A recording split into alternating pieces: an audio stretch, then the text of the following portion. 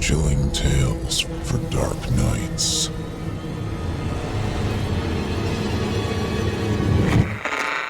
Want to make sure you never miss a Chilling Tales for Dark Nights video again? Be sure to subscribe and hit that bell to turn on notifications. The sky was black by the time I reached the station. Sudden winter darkness, where the sky abruptly switches off the lights during the commute home. Clasped between my fingertips, my head lay heavy in my hands, as the train swayed and screeched as it came to the end of the line. Desperate, I pinched at my inner thigh in an attempt to settle my overwhelming thirst for a drink after a bad day at work. Silver dots danced in my peripheral vision around the automatic doors as I stood. Burst blisters rubbed anew as I stepped onto the platform and headed for the exit. The stark contrast of the darkness outside illuminated the fluorescent light of the station. Few cars passed by, and fewer people walked the streets. The weekday hustle and bustle had truly ended as shops and small cafes fell into silent slumber beneath the safety of their shutters. It took a long time to commute into the city, morning and night, and I wondered when I'd last seen any of them open. The lampposts hummed overhead, their flickering light barely visible amongst the deep orange-topped trees. It didn't matter, though. I wouldn't be on the road for long.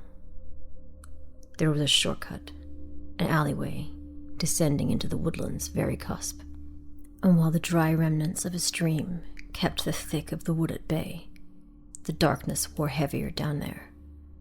The route was simple and busy on summer evenings, but not tonight. Tonight, it was desolate. Through the underpass by the old winter mill, across the junction, and 3 residential streets until home. Sometimes I wondered how much of a shortcut it really was, but continued all the same. Creature of habit. I moved quickly on the downhill descent before catching myself at the cycle barrier. The footpath was earthy and soft. Rainwater pooled in previously stepped footprints across the mud. The surface slid under my flimsy shoes, and I almost lost my footing once more.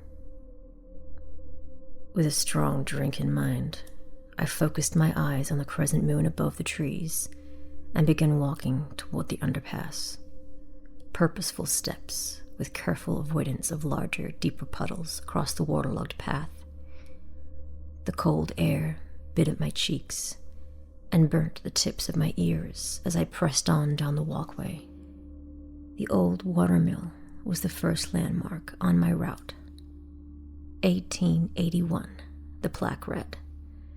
Once an integral part of town, now reduced to a crumbling structure. The roof puckered to reveal a dark hole where tiles and brickwork had fallen away over time. There it endured suffocating ivy and nesting birds as nature reclaimed the plot in which it sat. The narrow path curved as it approached the underpass, and after one wrong footing, I lost my shoe in thick mud. I heard something when I paused briefly to locate it in the shadows. While I had come to a halt, the sound of sloshing footsteps was somehow continued. I turned ever so slightly to glance over my shoulder down the path I had already trodden and caught sight of something in the darkness.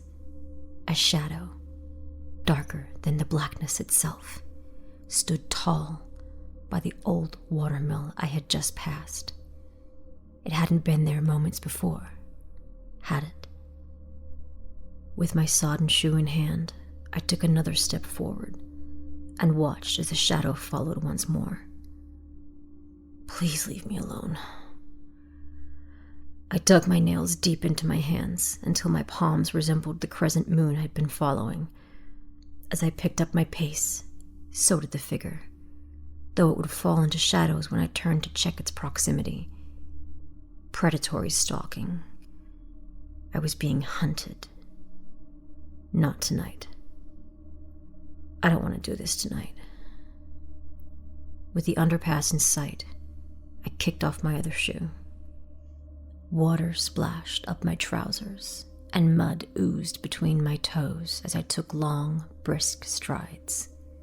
I tugged at my shirt collar as I moved, the nape of my neck slick with sweat. Stay away from me. The junction needed to be narrow to run. Hiding was my only option. When I reached the underpass, I slipped into a crevice where time had eaten away at the brick. Moss blanketed the ground, and tall weeds poked through the cracks, sprouting from the dried-up riverbed. Trains were no longer running, so there would be at least no sudden lights to reveal my hiding spot. Curled up on the ground in the fetal position, I squeezed my body against the crumbling brick, making myself as small as possible, and forced the sleeve of my drenched shirt over my nose and mouth. Slow, shallow breaths. It will go past, and it would all be over soon. The footsteps grew closer until I could hear the heavy breathing which accompanied them. The figure panted into the cold air as its footsteps advanced through the underpass. It knew I was hiding somewhere. I wondered if it decided to walk around the tunnel if it would see my bare feet poking out the other side of the hole. In desperation, I curled my toes tightly and squeezed my body close. The noises quietened as they passed me, but still, I plugged my nostrils and bit my lips into a line to remain silent. Silence did follow. I waited for a painstakingly long time to ensure it had gone. I even considered staying until dawn, but I couldn't risk being found should it return during the small hours. The traffic from the junction up ahead sounded. Late-night cars whizzing up and down somehow felt hopeful. Carefully, I crept out of the crevice, with crumbling brick falling from my hair and work clothes.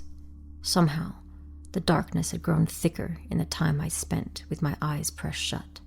Still, the moon pushed through the wavering fog to light the ground outside the underpass, a cooling glow of safety in the moonlight. I breathed out a breath I had been holding for so long, and was finally able to take a deep breath, but what was that smell? As I stepped into the moonlight, something grabbed my waist and pulled me back into the darkness of the underpass. I clawed at the mud as I was dragged backward and thrown against the brick. It had waited. Eyes adjusting to the darkness, the tall figure emerged. The stench of cigarettes and body odor wafted into the cold air. His disheveled shirt was buttoned up wrong, and the tail end was caught in his zipper. He was swaying too, but his was from alcohol. Before I could escape, he clumsily grabbed at my face, hooking his finger inside my mouth and catching the inside of my cheek with a jagged fingernail. It tasted of ash and dirt. He squeezed my face until my cheeks nearly touched inside of my mouth. "What do you want?" I managed through pursed lips. "I want you because you came down the wrong road tonight, sweetie," he said, his warm breath stinking of stale beer. It was no use fighting it anymore. While I had tried so hard for weeks, the opportunity had presented itself. And no matter how hard I tried to fight it, I was parched. As his grip wavered, I was able to contort my face, lifting my cheeks with the corners of my lips to reveal a smile. "No," I said with pity. "You did." The wrist came first as it was closest. The radial artery pinched against enamel like a guitar string as his vocal cords matched the pitch. From afar, it must have sounded like a train screeching into the station, slicing through. The hot liquid spurted and pooled under my tongue. It trickled down my widening throat and ignited a thirst I could no longer control. His skin puckered around the wound as his arm dropped limp to his side. He stared helplessly into my eyes, pleading silently for mercy. But mercy did not come. The metallic aroma filled the cold air as he slid down the rough brick of the underpass. Looming over him, I lurched with sharp incisors to pierce his throat. Blood gurgled in his mouth as he dabbled. Blood gurgled in his mouth as he babbled incoherently. I leaned across, dabbing a tear from his streaming cheeks, and cooed him softly, hushing his whispers and kissing his sodden, sticky lips. "What?" I asked menacingly. "Isn't this what you wanted?" The path was deserted, so I knew I could take my time, quenching a thirst that had driven me mad for weeks. No matter how hard I tried to ignore it, despite his size, he was easy to lift and drag along the muddy pathway. Strength coursed through my veins after a successful feed, and bodies were much lighter without blood. We reached the old watermill, and I lifted his limp, graying frame up over the roof. There he tumbled down through a mossy opening by the nesting birds, though they didn't stir, and he didn't fall far. Luckily for him, his fall was broken by a pile of other lone men who came down the wrong road.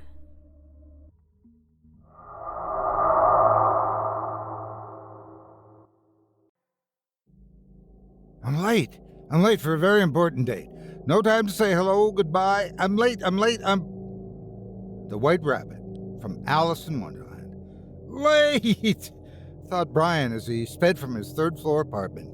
He pressed the on button at least 20 times, as if the 23rd try might be the charm. Once in the elevator, he quickly pushed the button for the lobby.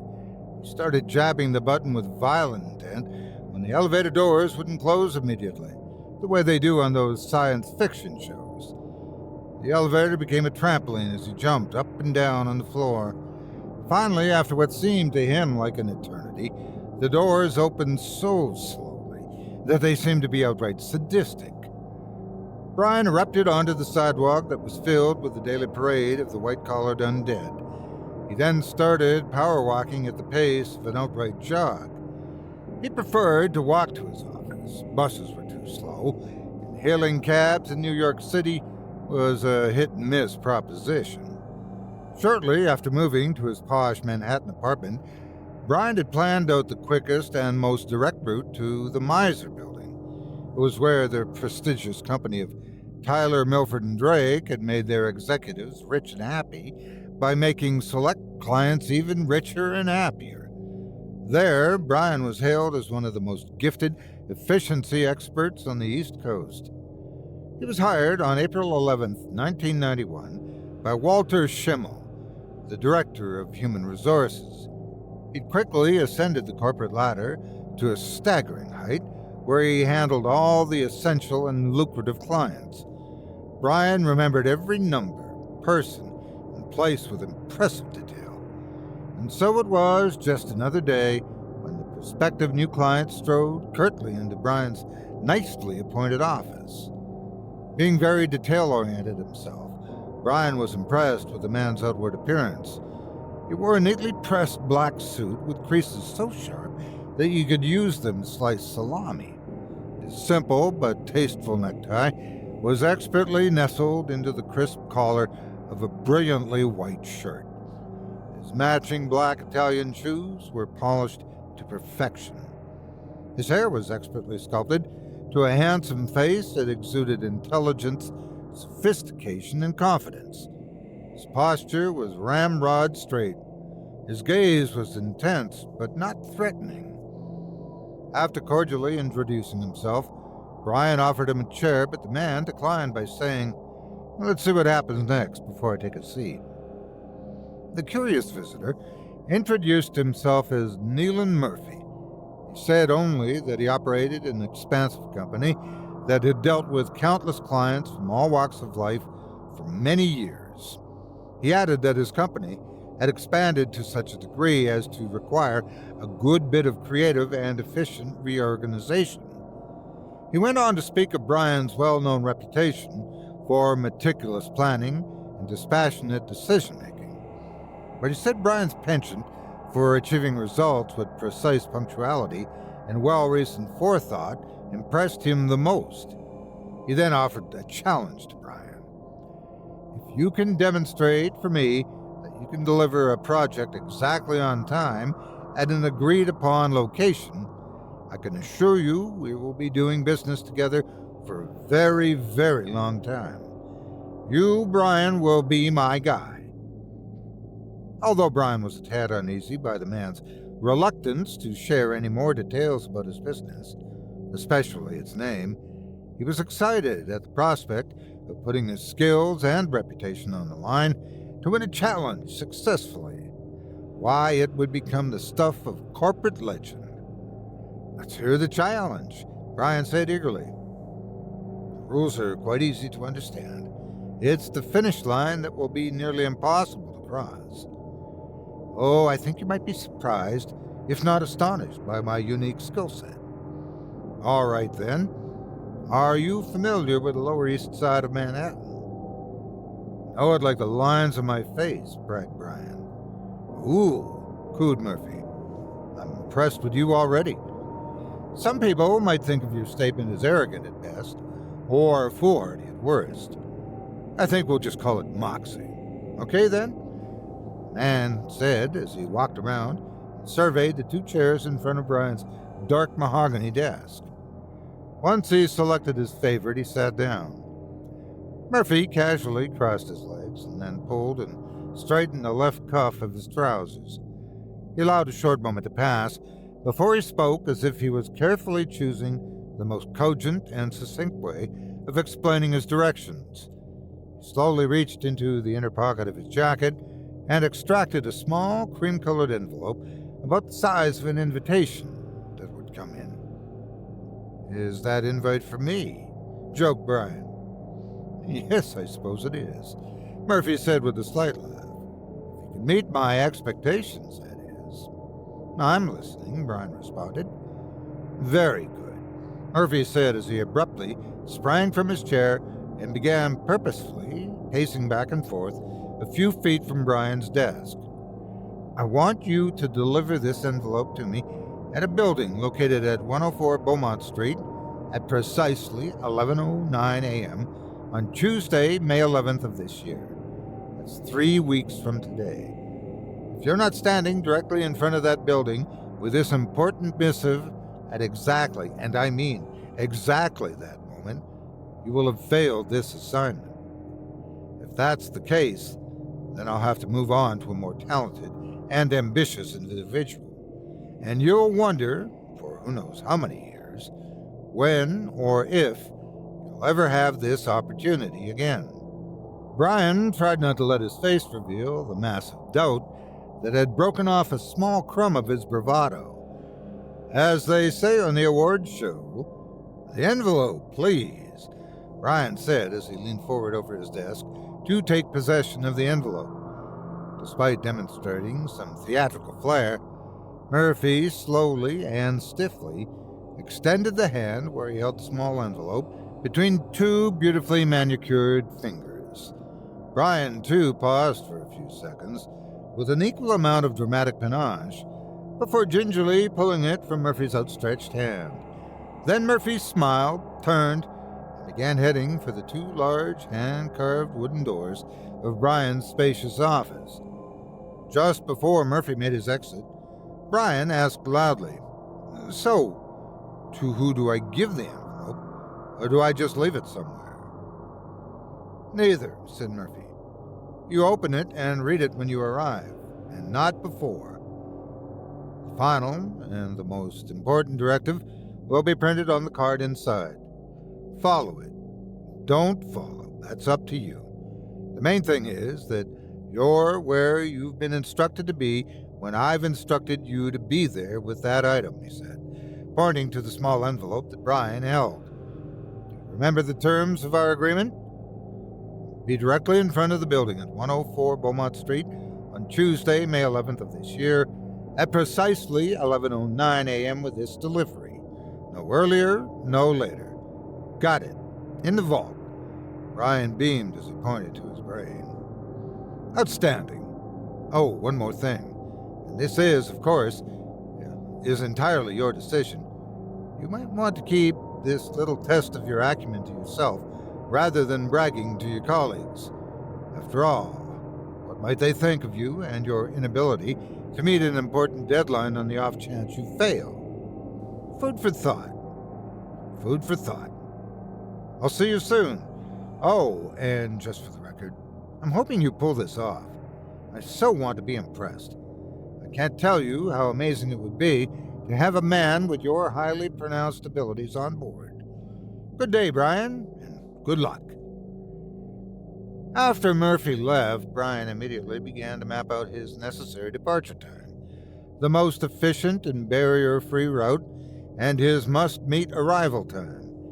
This task would represent the culmination of all he had learned from childhood through college and his years as a practiced and accomplished professional. He felt more excited and exhilarated about the job than he'd been in a long time. For him, it was the challenge of it all. He still remembered the mantra his father had taught him as a boy. Early is on time is late, and late is, why'd you even bother coming in the first place? Except for this time, that old adage wouldn't be helpful. He couldn't be early, he couldn't be late. He had to be there on time, down to the absolute nanosecond. What was it? 11:09 a.m.? Not 11:08 or 11:10. It was an exact time in a specific place. Up until the morning of the delivery, he'd get up around 5 a.m. With a stopwatch in hand, he'd stand in front of his office building and walk the route while timing it. He repeated this ritual 3 times before heading to work each day. It took him more than 24 tries before he figured out the exact speed that he had to walk to arrive at the agreed-upon time.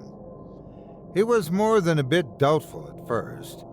When the day of delivery came, he took some time to relax, and so his anxiety and adrenaline wouldn't force him to lose focus or to move too quickly. Ready, set, go, thought Brian as he leapt off the lowest step of the building where Tyler, Milford, and Drake were housed. He walked at the prescribed place he embedded in his brain to the point of muscle memory. He followed his road down sidewalks and alleyways with commitment, determination, and focus. Now there were only 2 blocks to go. Keep at this pace. From this point, it should take you 47 steps before you reach the doorway of the flower shop, Brian's mental coach reminded him. It's been said that men plan and God laughs. Such was Brian's misfortune when, just before reaching the flower shop, a couple walked out unexpectedly. Brian couldn't avoid the collision.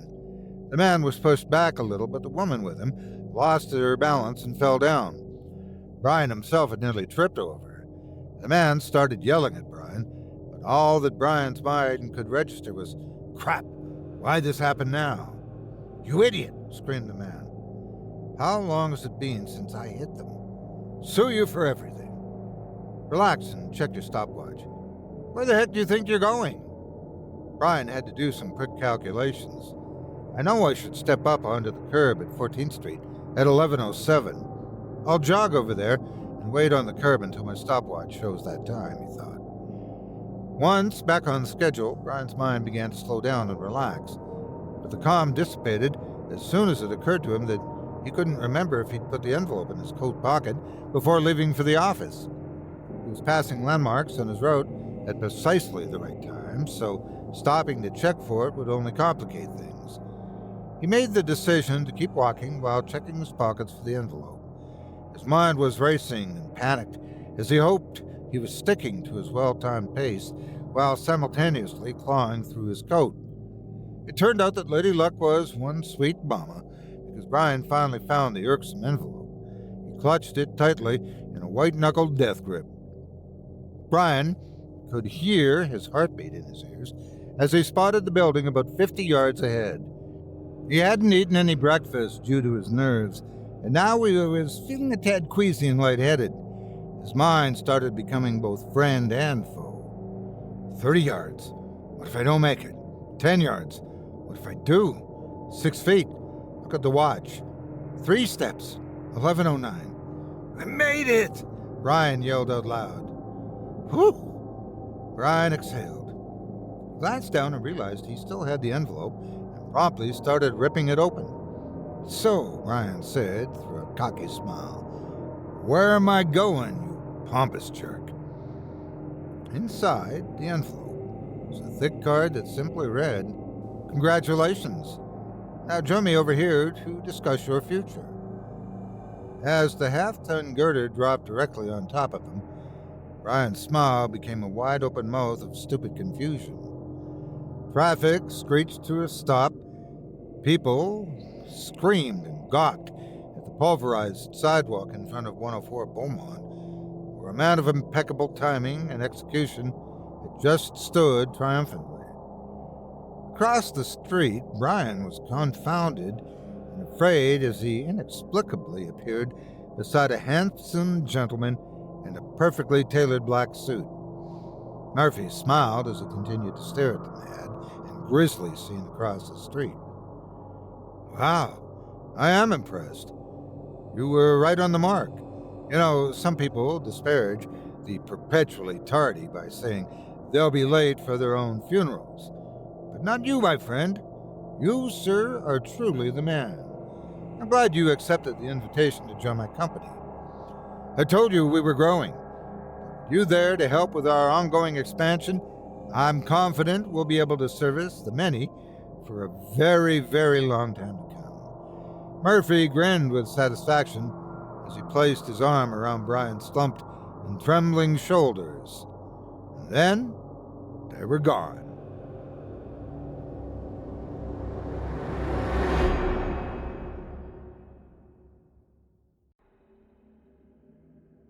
Chapter 1. Just an Illusion. How in the hell did I get here? Oh yeah, I was with Sarah Painter, my secretary, and her sexy body got me here. Looks like the same ceiling in the same place we always come to. I always look up at the ceiling fan taking its rotations and feeling the pounding of another headache from drinking too much. Looking at the fan too long is making me sick. I rolled over and sat on the edge of the bed, not looking over at Sarah. I put my face in my hands and rubbed my temples. This headache needed to go away. I dropped my hands and stood up, turning to look at Sarah once more. The body in the bed rolled over and sat up, dropping the sheet and exposing her naked breasts. Startled, I jumped. Jesus, what the... Jane? I rubbed my eyes to be sure I wasn't dreaming. There sat my lovely and beautiful wife, Jane, smiling. You look like you've just seen a ghost, my love. Are you okay?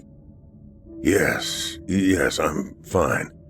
I must have had a bad dream, I said, turning to go to the bathroom. Damn, I must be going crazy. Hell, I know I was with Sarah last night. How in the hell did Jane get here? What time is it? Where am I exactly? I splashed water in my face, hoping its cold shock would bring me to reality.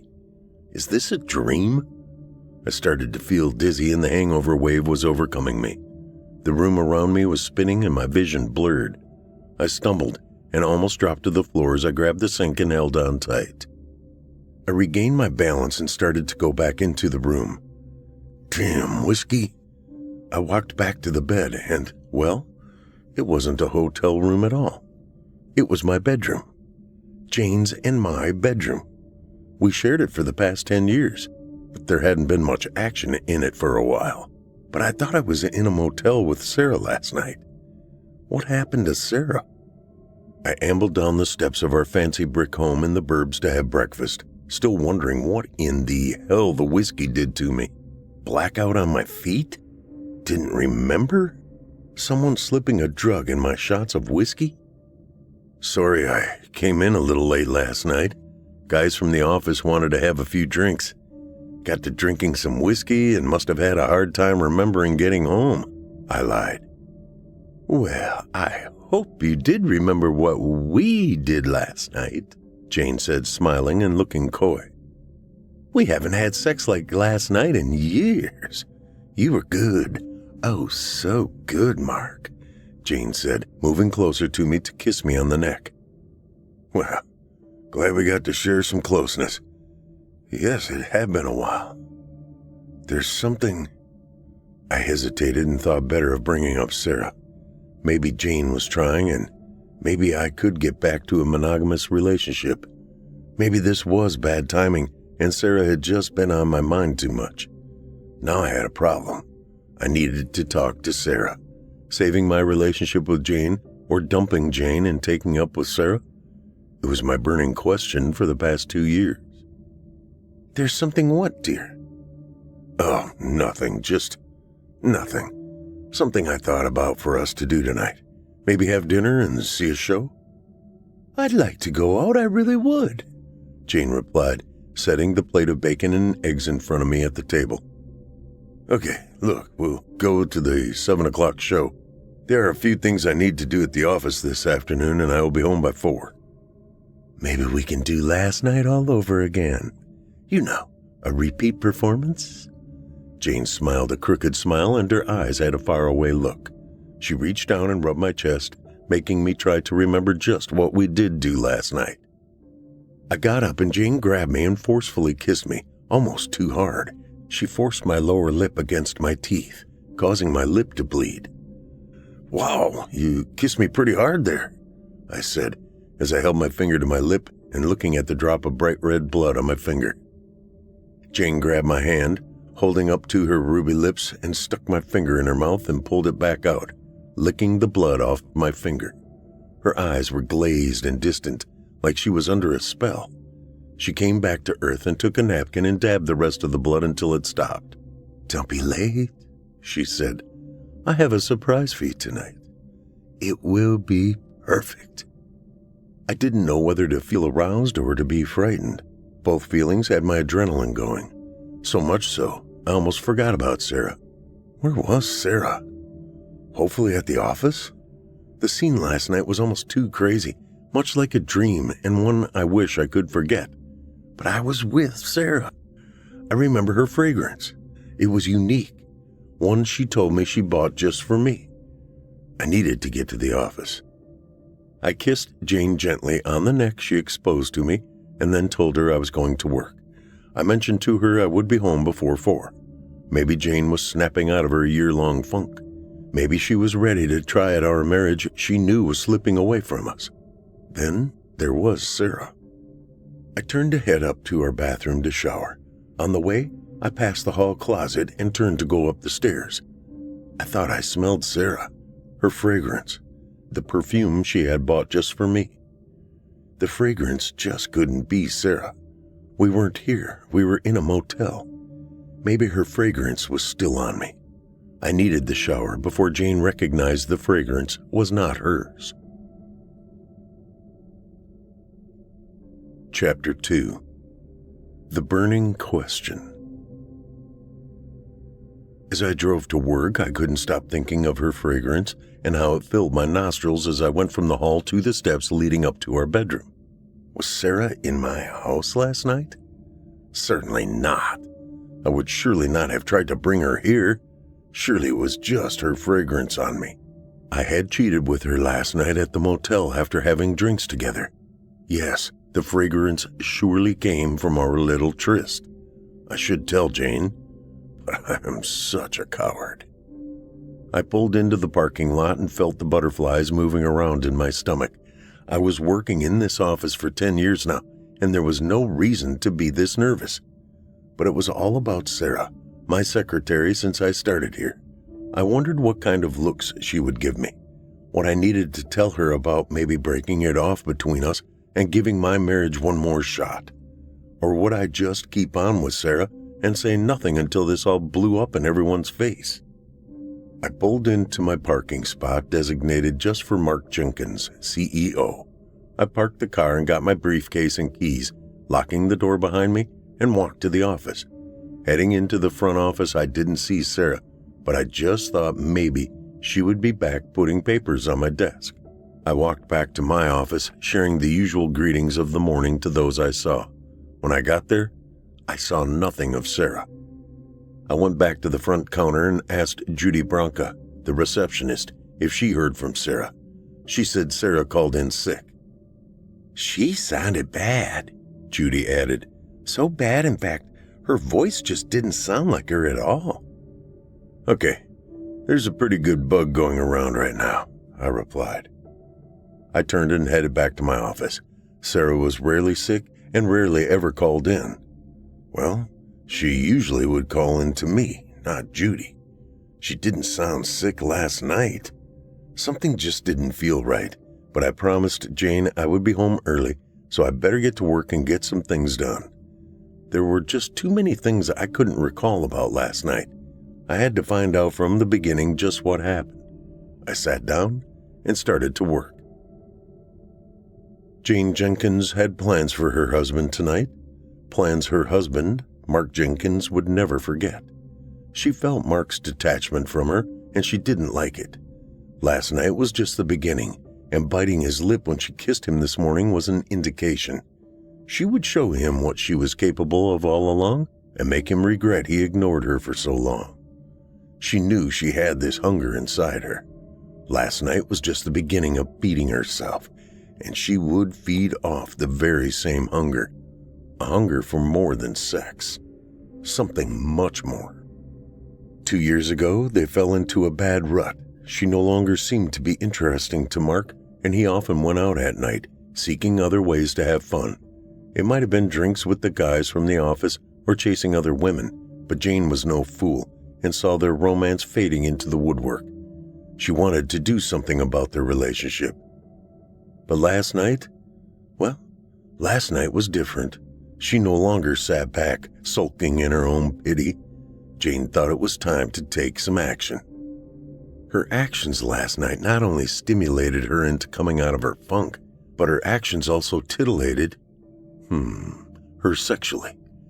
Jane liked how anger and rage made her feel. She was gaining something she had lost long ago to her CEO husband. It was power.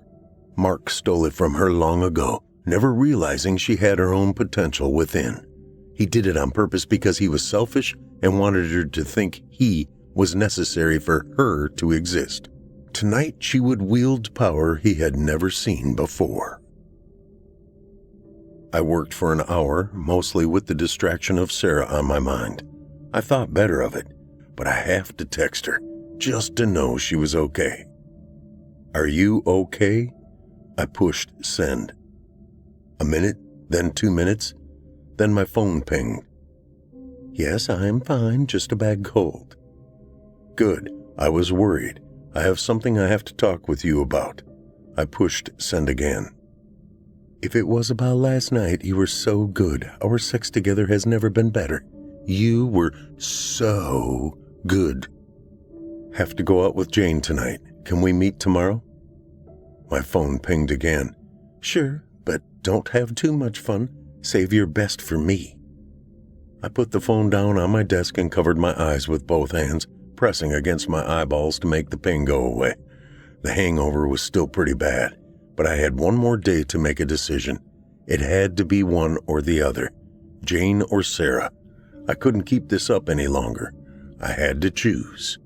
Jane or Sarah was the burning question. Chapter 3. Date Night. I left for home around 3:30 in the afternoon. I had not talked to Sarah, and the temptation to call her was there, but I resisted as I wasn't too far from the house. The text and the fact she texted back to me had to do for now. I pulled into my driveway at the same time I had told Jane I would be home. When I got inside, the music was playing upstairs and I assumed Jane was up there getting ready. "Honey, I'm home," I called out, setting my briefcase on the parson's bench by the coat rack in the hall. "Hey there," she replied, looking down to me from above as she looked more remarkable in just a towel than I can ever remember, her tan body wrapped in just a white towel. "I thought you might want to have a little peek," as she stood there facing me and opening her white towel to reveal to me her naked self, and then quickly covering back up. "I know I can be such a tease, but I just had to give you some indication of what our date night will be like tonight." Jane licked her lips and smiled. "All I can say to how you look is, well, wow," I exclaimed as I scurried up the steps to meet her. I kissed her, and she threw her arms around my neck. Her wet towel rubbing against my white shirt belied the heat coming from her tan and naked skin. Jane had never been this hot for the past year. I barely recall anything this steamy in our 10 years of marriage. I felt so hot. I barely felt my cut lip from this morning. I was starting to sweat. Jane pulled away gently and looked into my eyes with a look I am sure I never encountered from her before. It was mesmerizing. "You don't want us to miss dinner now, do you?" she asked. "Of course not. I'll jump in the shower in just a second, but first I need one more look at you. Your face, it's so stunning and beautiful. Your smile is one I haven't seen in such a long time." We walked back into the bedroom together and I held her close to kiss her once more. This question, this burning question in my mind. I know what we have been through these past years. Is it really going to change? Is Jane really coming around? Is this what I really want? And is going to change on Monday? I shook off the thoughts. I hurried into the shower, toweling off quickly and dressing in a casual style, a white open collar shirt, a pair of black slacks, and a black sport coat. Jane was already dressed and looking gorgeous in a short black dress with the hemline well above the knee and a necklace I gave her many Christmases ago. She never looked this stunning to me since our wedding day. We left the house, locked the door, and drove to our favorite restaurant, Montalto's. Jane held my hand most of the way, and, at times, she seemed to almost squeeze it too hard. I took it to mean she was wanting our relationship to work. Maybe she felt this chance was one she didn't want to screw up. I don't know, but I was liking this Jane. We were seated at a table facing the lighted, busy street. The white lights shining on Jane's face through the front window of the restaurant gave her an appearance of pure elegance. Her face seemed to be the one I married 10 years ago. She looked so alive and vibrant. We had appetizers, an entree, and had just finished dessert over very stimulating conversation when the light changed from bright white to an angry red. Must have been a police car or ambulance, but suddenly I saw something different in her eyes as I paid the check with a card and waited for the server to return. "Jane, are you okay?" I asked, laying my hand over the top of hers. She instinctively pulled her hand away from mine, something she had done a lot of lately. "Look, if you don't feel well, we can leave if you like." "I'm fine, really. What makes you think I'm not okay? I'm just making plans in my head for you, dear. Plans we have never participated in during our whole marriage. Sexy, powerful plans." "It was a look on your face. You didn't look happy." "Oh, but I am, dear. I'm happy just being here with you," she said, smiling and showing teeth, somehow oddly reflecting the red flashing light on her white teeth, making them appear, well, bloody. This was a far cry from when she had nothing on but a towel upstairs in our home earlier. She leaned towards me, her bright red teeth glistening with what appeared to be blood. I cringed but caught myself. I'm sure it's just the guilt I'm feeling about Sarah, I thought. Jane certainly was not capable of anything mean or vicious. I kept thinking how this whole affair I was having with Sarah wasn't fair to Jane. I either had to tell her about Sarah or just concentrate on being a better husband to Jane. Red teeth. Bloody teeth. Uh-oh. Am I really here, or is this just another illusion? What's happening? I quickly erased the thoughts and leaned in closer to Jane, smelling her fragrance. I immediately got a lump in my throat. "Let's go home," I whispered to her softly. "I'm feeling something very powerful for you, and I don't want to lose the moment. Yes, let's do. I'm feeling very warm, and the movie can wait for another day. I'm getting downright hot for you, my handsome CEO. I have something planned for you. You're going to love it, Jane said with the voice of an angel. My thoughts were laser-focused on Sarah's perfume I smelled on Jane. The fragrance brought a lump in my throat. Surely it was just my olfactory sense playing with my mind. Or was it? Then I thought once again. Red teeth. Red teeth. Jane rubbed my arm all the way home, moving up to my shoulder, then my neck, and then rubbing my thigh, close to my crotch. She leaned over and kissed my ear. I was getting to the point where we needed to be home. I was feeling Jane's hunger and sensing some urgency in her. Maybe Jane was wanting me too. Possibly we could go back to the early years in our marriage where we didn't make love, but consumed each other. Was this really happening? We walked from the garage into our lovely home and headed up the steps to our bedroom. Jane immediately stepped out of her black dress and went to the bathroom to fill our jacuzzi tub and place some candles around it. She came back out of the bathroom as water continued to run in the jacuzzi. Jane next turned on some music on her home speaker system. Jazz, very sultry and mood-enhancing. Jane had maintained her body over the years and she looked so fit and tan.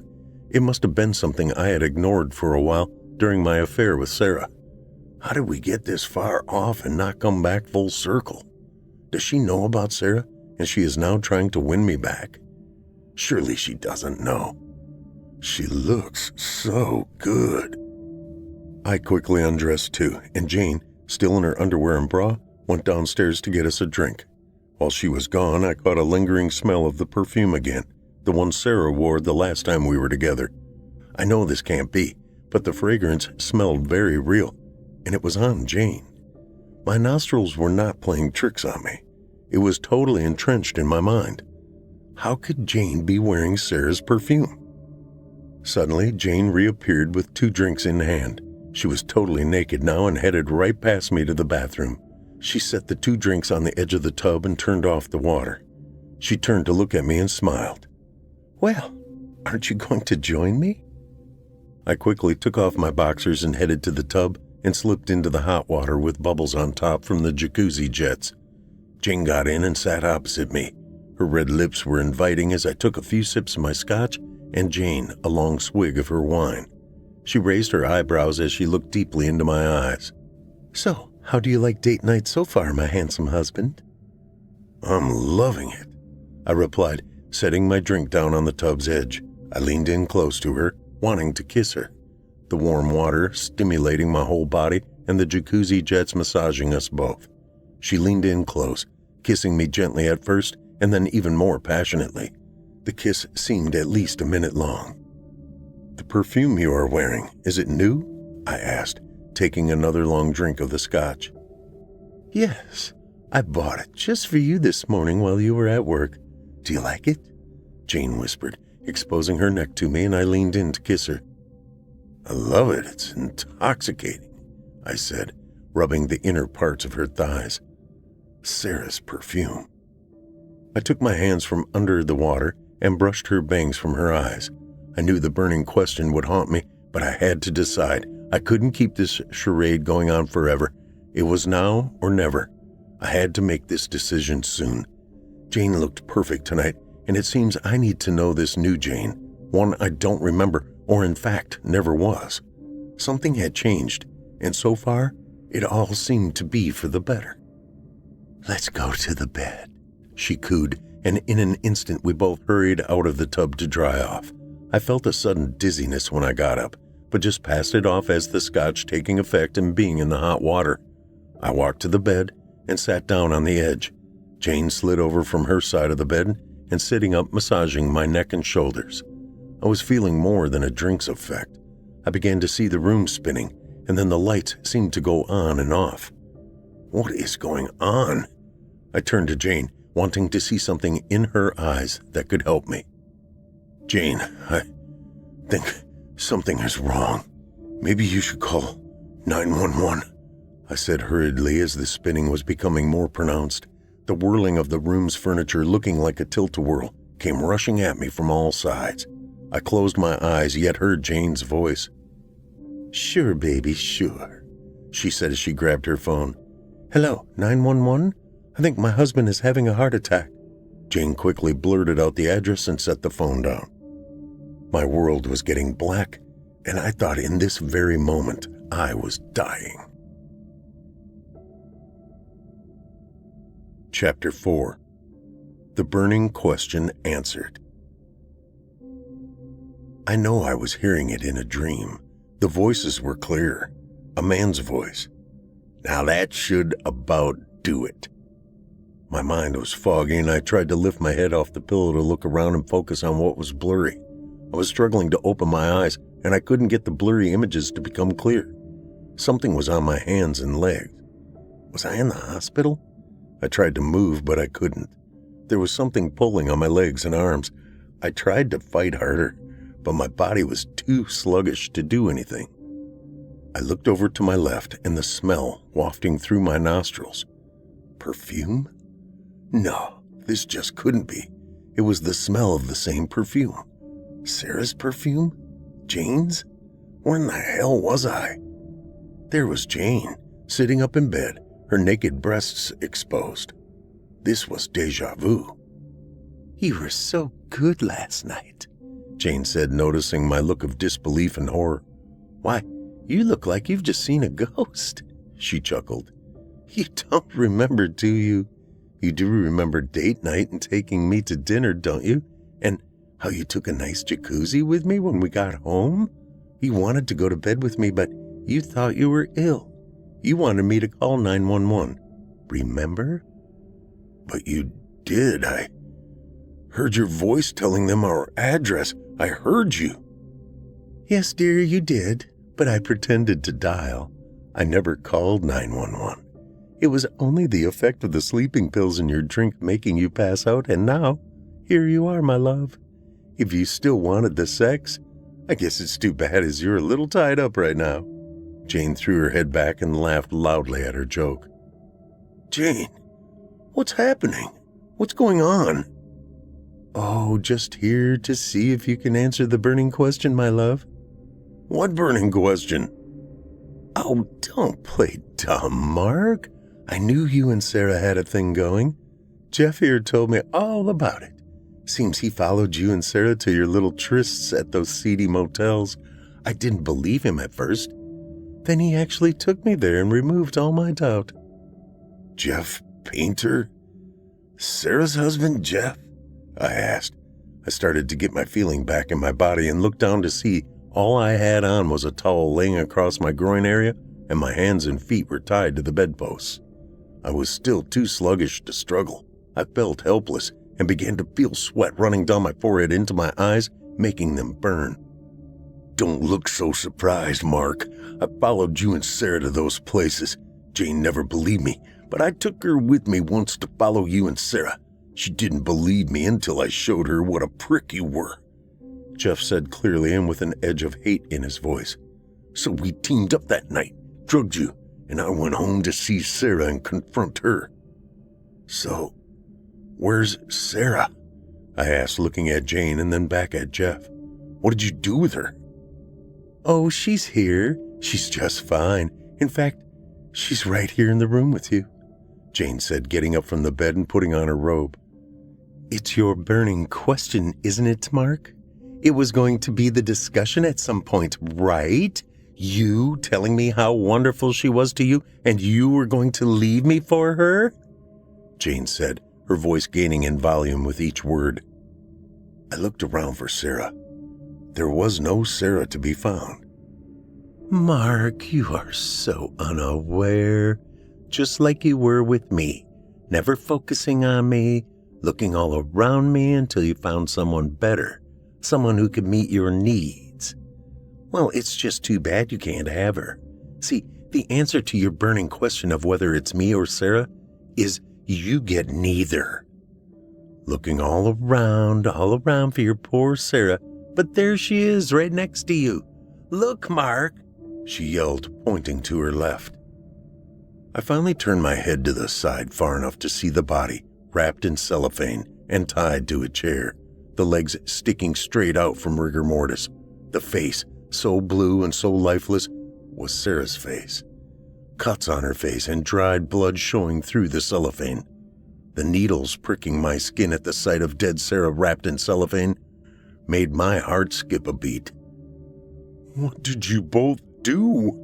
I questioned, trying to free myself from the ropes tying me to the bed. "It was easy once you got home," Jane said. "I drugged your water you keep on the nightstand. You drank it, then you fell asleep. The sleeping pills made your hangover the next day so oppressive. It is the plan I told you about at dinner last night. Quite a plan, don't you think, Mark?" "Therefore, you woke up with Jane, not Sarah. It was the reason why you were confused when you woke up," Jeff said, grinning with evil in his eyes. "Thought you were supposed to wake up in bed with my wife. Instead, you woke up in your own bed with your own wife. You were so disoriented you had no idea where you were. It was a nice plan. I did kill Sarah at home and then brought her here. I confronted her about you, Mark, and she tried to lie. It was one thing to catch you both, but I just couldn't take the lies anymore. I was putting your affair with my wife to an end." "But I texted her. She texted back. She was still alive," I exclaimed, beginning to sweat profusely at the thought I would be the next to die. "I texted you back, my love," Jane said. "I had Sarah's phone. Jeff brought it to me when you left for work. It was just to keep you in the game long enough. I am much too weak to hold you or tie you up. Here's where my new partner, Jeff, worked into the plan. He did a great job of securing you to the bed, tying Sarah's dead and stiff body to the chair, and finally, well, I was going to let him kill you for me. But you see, at this point, I feel the strength you wouldn't give me. The fact you always thought I was weak and you could have me do anything as long as it suited you. Only what you wanted. Well, I have the power over you now. There's nothing you can do. If only you could have seen it years ago. If only you would have loved me completely and never strayed. If only you would have given me the power and let me love you, I wouldn't have had to do this." Jane walked over to Jeff, who handed her the gleaming long-bladed knife. She gripped the handle as Jeff had told her to. It was the same way he gripped the knife when he had killed Sarah Friday night. Now, she was about to do something she thought she would never be able to do. Until I cheated on her. She stood over me, staring down with her smile. Red teeth. I was fearful, and Jane could see it in my eyes. It was exactly what she wanted. I smelled her fragrance. Sarah's fragrance. I looked over at Sarah's cellophane-wrapped body, the blue face, and looked back to Jane. "Please, no. Don't do this." "Oh, now you want to make up to me? You know I love you. You just didn't respond to me," I stuttered. Jane mimicked me. "You just quit wanting to sleep with me. You wanted all the power. You wanted to control me. Now hold still and it will be less painful." My body tried to move side to side away from the point of the knife slowly descending to my chest. She started to carve, and I gritted my teeth. I wanted to jump but was afraid she would plunge the knife into me. She carved out a J, and the drops of blood began to ooze out of the shallow cuts. "There you go. J, that's for me." She carved out an S next, and more blood came oozing out.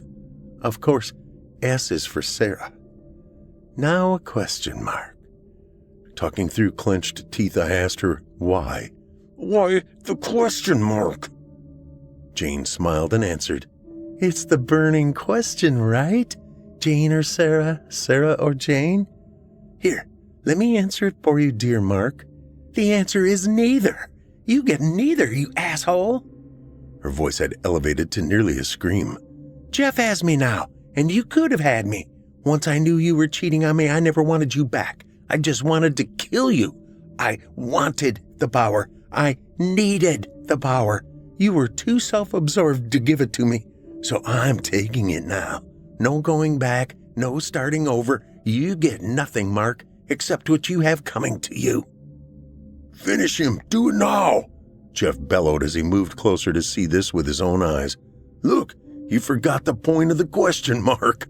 How ironic. The question mark. Jeff laughed hideously, and I saw nothing but pure and unadulterated evil in his eyes. He stepped forward, putting his evil face right in front of my own. I see, Jeff. I left it undone, Jane said as she drove the blade deep into Mark's stomach, finishing off the point of the question mark in dramatic fashion. She twisted the blade and removed it slowly from Mark's abdomen.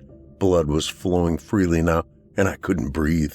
I was losing blood quickly, and there wasn't anyone who could possibly hear me if I screamed as the music had been turned up very loud. Goodbye, Mark, Jane said as she handed the knife over to Jeff, who ended Mark's life, cutting his throat from ear to ear. Blackness. Mark was no more. Chapter 5. The Drive. 4 hours later, the bodies were loaded in the trunk, wrapped in cellophane and sheets. 2 cold bodies of the cheaters needed to be together. Jeff drove and Jane looked out of the window. The old road leading to the wooded area, which held an old abandoned farmhouse, was made of gravel and was slightly muddy due to the earlier rain. The dumping would be easy. They arrived at the spot where the well was a few yards from the old house. Jeff knew where the well was, as he had scouted this out long before. The well was deep and the bodies were easily hoisted by Jane and Jeff. The bodies seemed to float in slow motion until they reached darkness. Then the 2 bodies hit the bottom of the well with a loud thud, making Jane jump a little. With very little fanfare, they both got to the car and cleaned everything with bleach as to leave no trace of DNA. They headed for the car wash and then the motel, the same one they caught Sarah and Mark. They showered and changed clothes, and within 1 hour were headed back to the car to go to the airport. Sure, they would be seen on the motel security cam, but they'd be long gone before anyone would notice they were gone. They destroyed their cell phones and had burners ready to replace their old phones. There would be no way they could be tracked. The authorities may find their destination, but Jeff and Jane would have changed identities before the authorities could ever track them to Brazil. They arrived in an hour, and Jeff asked Jane if she remembered her passport. She nodded her head yes, and they were on the plane within the hour. Soon, they would be landing in Brazil. It was a temporary stay, as they would have to be on the move. Soon, someone would be tracking them when Mark and Sarah didn't show up for work. They would manage to move around and avoid detection, as Jeff had inherited enough money from his father to keep them moving and purchasing new identities. Jane, on the other hand, had emptied out all of Mark's accounts he had accumulated through hard work and becoming the CEO of his own company. They were going to be fine. At least Jeff thought so. The deed was done, and she and Jeff had avoided any detection for a month now. The news at home was Sarah, Jeff, Mark, and Jane had all come up missing. The news was reporting some type of spousal cheating may be involved. There were no signs of foul play. Up to this point, no bodies were found. Jeff and Jane's relationship never grew, and the sex was okay, but losing their respective spouses seemed to have some effect on their intimacy. Jane knew Jeff had given her the power she never possessed, and somehow their intimacy was due to something they had in common: dead spouses. Jeff felt like straying at times, but he knew what Jane was capable of doing. Maybe being unfaithful wasn't the thing to do right now. He was on his way back to the small bungalow they had purchased to stay hidden. Its location was high enough to see out into the street. Jane was at the window, looking out over the city of Rio de Janeiro. She noticed Jeff walking up the sidewalk when he was encountered by a young Brazilian prostitute. They talked for just a minute, and Jeff headed away from their bungalow and disappeared from Jane's sight. Later in the evening, when Jeff came in, he drank his bottle of water and slipped into bed with Jane. Jane never reacted, and Jeff thought he had possibly gotten away with it. In the morning, Jeff's head was pounding, and he opened his eyes and watched the ceiling fan turn around, almost making him more ill than he thought. He looked over and said, Andrea, I have to go now. He looked at the figure that sat up in bed exposing her naked breasts. Jeff was waking up with Jane. Jesus, Jane. What the? Oh my word, Jeff. You look like you've seen a ghost or something, Jane said, holding the knife the way Jeff had taught her. Who is Andrea, Jeff? I saw you with the little whore. What is it with you men? Jane stood, and the knife she held in her hand appeared from under the sheet. Jeff saw the point of the knife, the sharp, gleaming blade slowly descending to his chest in slow motion. There was nothing he could do. He was tied up to the bedposts. Jane had the power Jeff had given to her. How ironic. Blood, darkness, money. Jeff was no more. Goodbye, Jeff.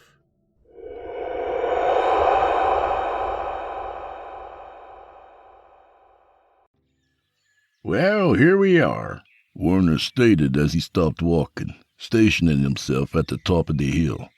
The three of us trailing slightly behind him eventually made our way to where he stood.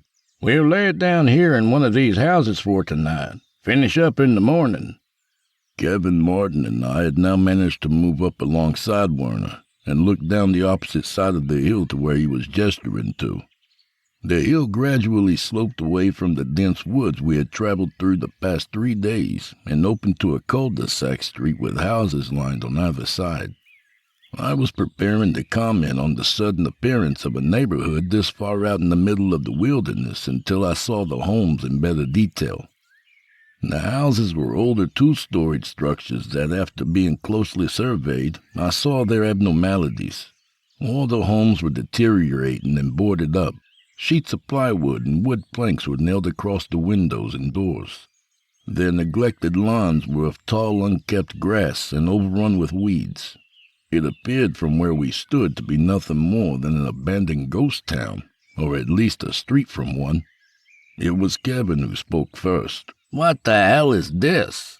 It used to be part of the town of Merriam at one time, Werner said. About 8 or 10 years ago, the Department of Interior came in and took this land from these people. The Department of Interior? Can they do that? I questioned. They can, and they did, Werner continued. Most of the land we hiked through these last few days is government property. The National Park Service was planning on establishing expansion of some type of state park or something, and those houses you're looking at just happen to be on the edge of that park. Well, they didn't want these old-looking houses being anywhere near a recreation area where the public could see them. They called them an eyesore, an embarrassment. So the government came in and acquired all this land by eminent domain. They just came in and took it? Asked Martin. In a sense, yeah. You see, these homes are on the furthest outskirts of town, probably 4 or 5 miles from the next group of homes that are closer to the center of town. The government came in and informed all the residents what they were preparing to do and offered them money to move, or they'd be moved, if they liked it or not. There was no negotiation on the matter, and as you can see, he pointed to the houses below. One way or another, they got everyone out. So if that was the case, Kevin said, why are all these houses still here? Why aren't they all bulldozed to the ground? Yeah, why are they all still here? Martin added, adjusting his backpack. The kicker is, after they bought up the land and kicked everyone out, they abandoned the project. You believe that? After all that mess they started with evicting everyone from their houses that had been in their families for decades, they changed their friggin' minds. Property was already there, so it wasn't like the people could come back. Some tried to move back in, but the state police patrolled the street occasionally, and anyone they found they arrested and had charges put against them. Trespassing, they called it. That's fucked up, Kevin said. Yeah, it is. The government didn't even want to pay to have the houses knocked down afterwards. Just left everything as you see it now. It's eerie looking, I finally said. We stared at the abandoned street for a brief moment in silence, trying to visualize what it may have looked like back before the evictions, and how the unfortunate residents may have reacted once they broke the deplorable news to them. "All right, then. Now you all know," Werner finally said as he made his way down the hill toward the street. "Let's get set up inside the house before it gets dark." The three of us nodded in agreement and followed him down. Kevin, Martin, and I, natives of New Jersey, had hired an experienced hiking guide who was familiar with the country in West Virginia, where we decided to embark on a 4-day hiking tour through the vast forest there. That's how we came across Werner, who overheard us talking at the local diner in Merriam as we were staying at the hotel there, and volunteered his services. Werner was close to 30 years older than our own late 20s and had the classic mountain man appearance, including the rugged features and a long graying beard. So, with a reliable guide who claimed to have grown up in Merriam and knew the area well, we started out of town on Friday morning and would circle through the surrounding woodlands on a 4-day hike that would end with us returning at the opposite end of town sometime on Monday. Following Werner, we were soon off the slope of the hill and making our way through a backyard of the nearest house, which contained a rusted lopsided swing set. The tall grass rose to our knees as we passed through and rounded the house, making our way onto the street out front. From there, looking down the middle of the street, it was as if we were in some type of post-apocalyptic landscape. The decrepit boarded-up houses and their overgrown lawns, fallen leaves and branches mostly covering the street with strands of weeds growing up through the cracks in the pavement. Pieces of discarded household debris was strewn everywhere. "You stay in these houses a lot?" asked Martin as he observed the old run-down houses we walked past. "There's one house in particular I camp out in when I'm passing through the area and need to hold up for the night," he replied as we walked. "I hope you don't make it a habit of staying out here," remarked Kevin. I snickered at the snide remark that Werner seemed to ignore. It was then that something caught my attention in the tall grass near the curb. I wasn't entirely sure, but it looked like a large bone. Even as I continued to walk, my gaze stayed fixed on the object. It almost appeared to be a human leg bone, a femur. I was about to question my unexpected find out loud when Werner spoke. "This is it, number 86. We all looked away from whatever sight was piquing our interest and watched Werner moving off the street and up the front walk to a white 2-storied house of peeling paint. The oddly leaning mailbox post near the street had the faded number 86 painted on the box. Excuse me, Werner, but didn't you just tell us that the state police sometimes patrol around here?" I asked, stopping at the curb. They don't come around here no more. That was back then," he replied as he climbed the porch steps to the house. "Oh, I see," I said, shrugging to Kevin and Martin behind Werner's back, making a goofy, bewildered face. They snickered quietly as we left the street and followed up the front walk. The steps creaked under our weight as we ascended the wooden porch, and to our surprise, Werner walked right up to the front door, which had a ragged official abandoned property notice stapled to it, and opened it right up, stepping inside as if he lived there. The three of us looked at each other in surprise.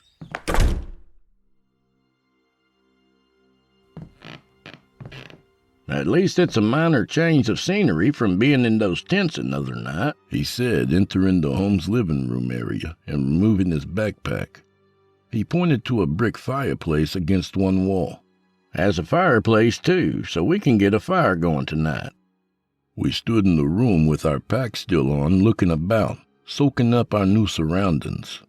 The room was still furnished, yet the abandoned furnishings were not in the greatest condition by far. It was as if the former residents had simply just walked out the door once they were told of the evictions and took nothing with them. Dust covered everything, and the spiderwebs were no stranger to the home either.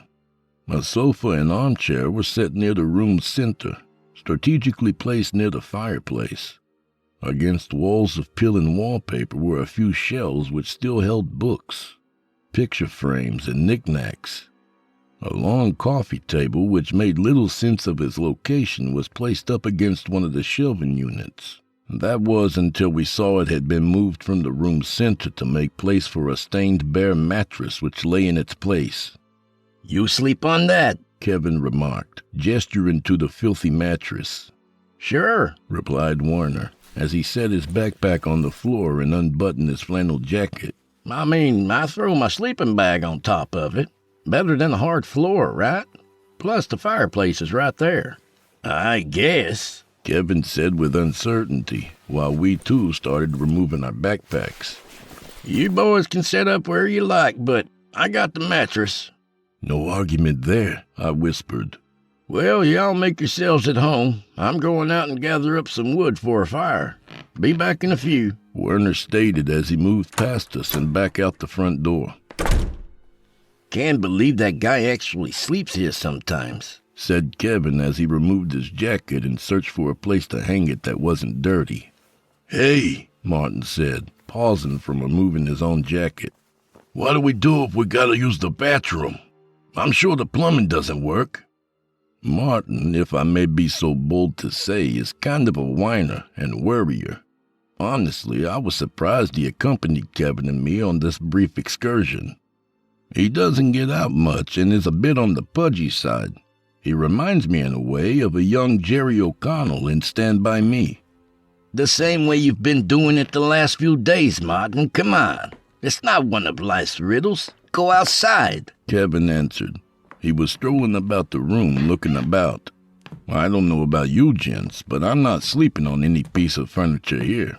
I'm sure they're infested with bugs," I said as I removed the sleeping bag from my pack and dropped it on the cleanest section of floor I could find.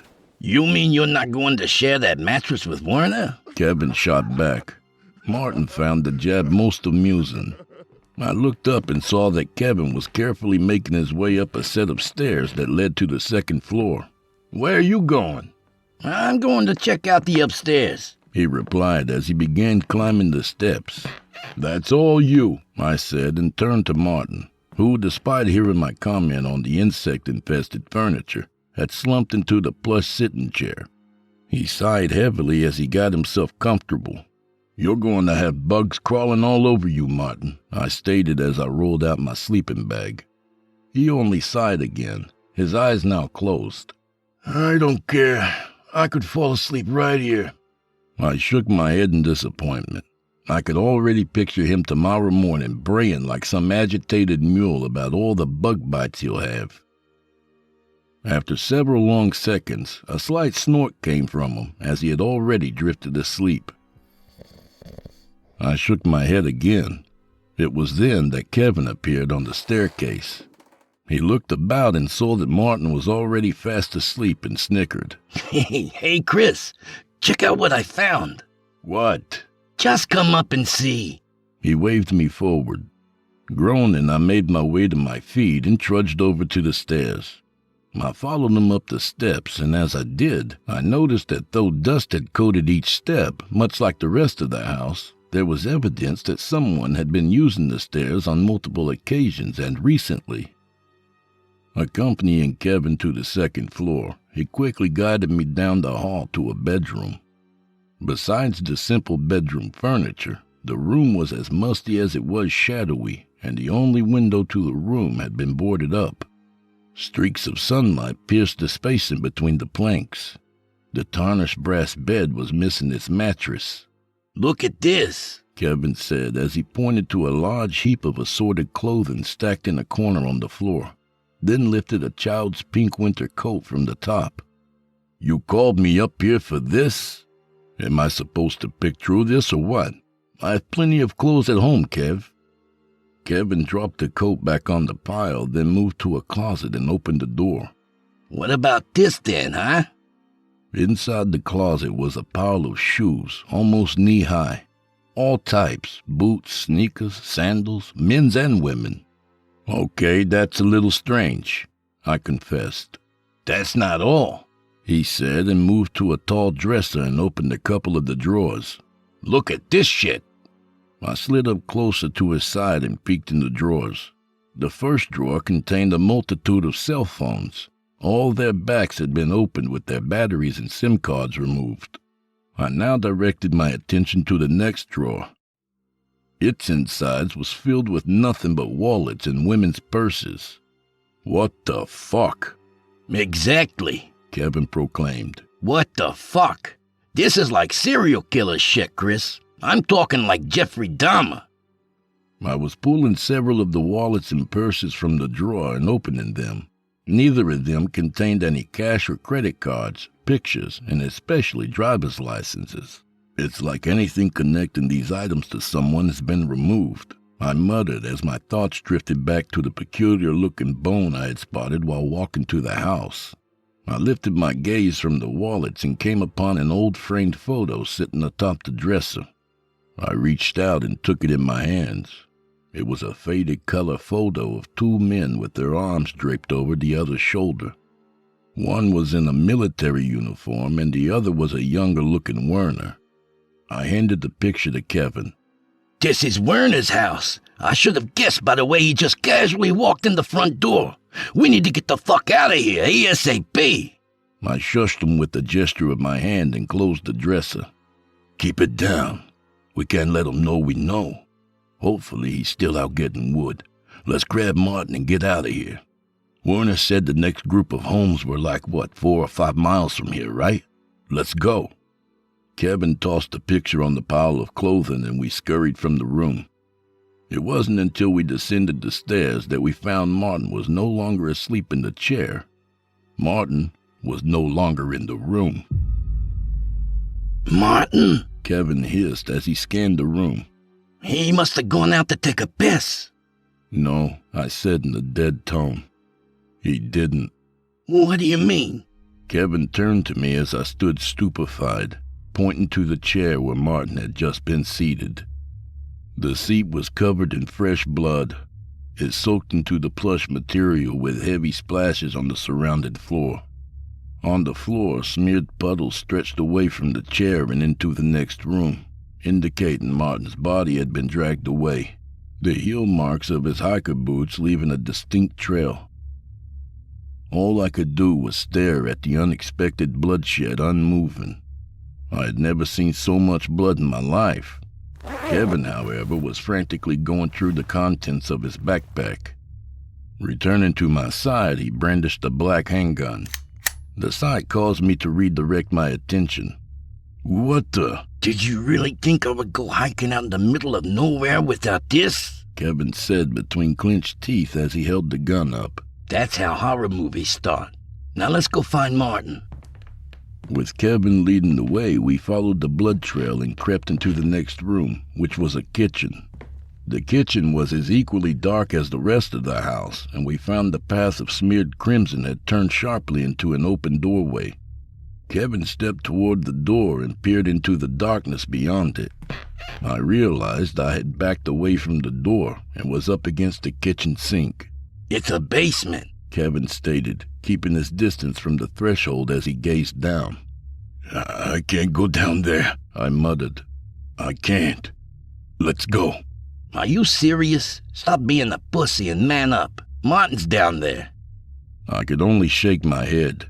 Though I had no reasonable argument to back up my numbing fear, I knew there was only death beyond that door, and no words in the English language would summon any form of courage from within me. Unbelievable, Kevin said frustratingly as he turned toward me. His back was to the basement doorway. At least grab one of the batter lanterns from your pack and I'll... His words stopped abruptly as his face grimaced in pain. From the darkness behind him, Werner's face emerged as he wrapped an arm around Kevin's neck and rapidly thrust the knife he held into Kevin's lower back 3 more times, before finally tossing him to the kitchen's linoleum floor. Kevin landed with a hard thud and moaned. Werner was now stepping from the shadows of the basement. Speckles of blood dotted his face and beard. The front of his shirt was stained red. In his one hand, he clutched a large bowie knife. He approached me in slow, careful steps, and from the cunning look in his eyes and satisfying grin, it was obviously apparent that he knew I would not put up any fight and be easy pickings. To my misfortune, he was absolutely right. I remained frightfully rigid as he stepped closer.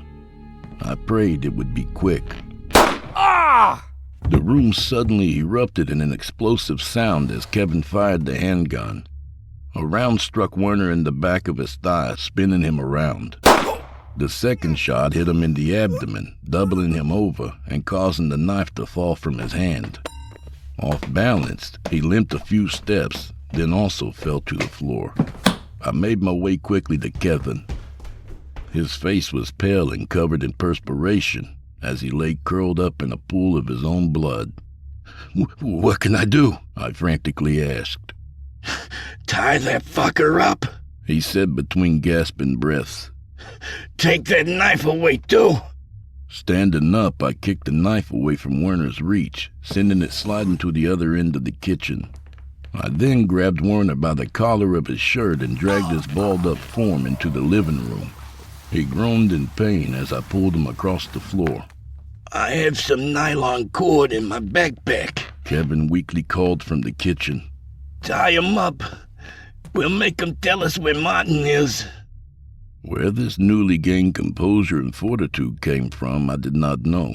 Yet I found myself taking charge of the most unexpected and horrifying experience in my life.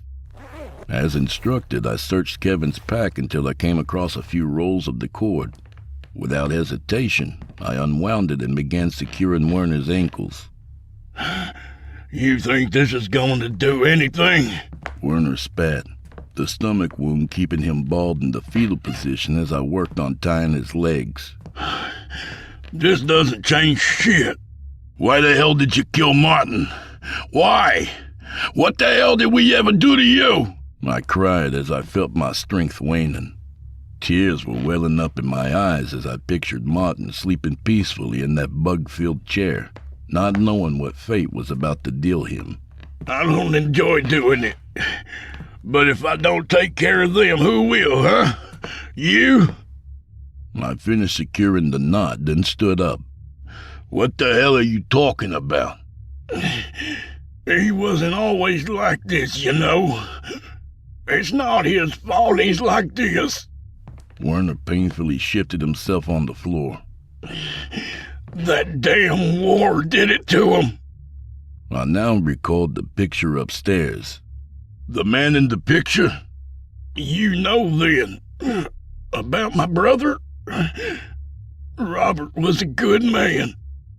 My fear was now partially giving way to sheer curiosity.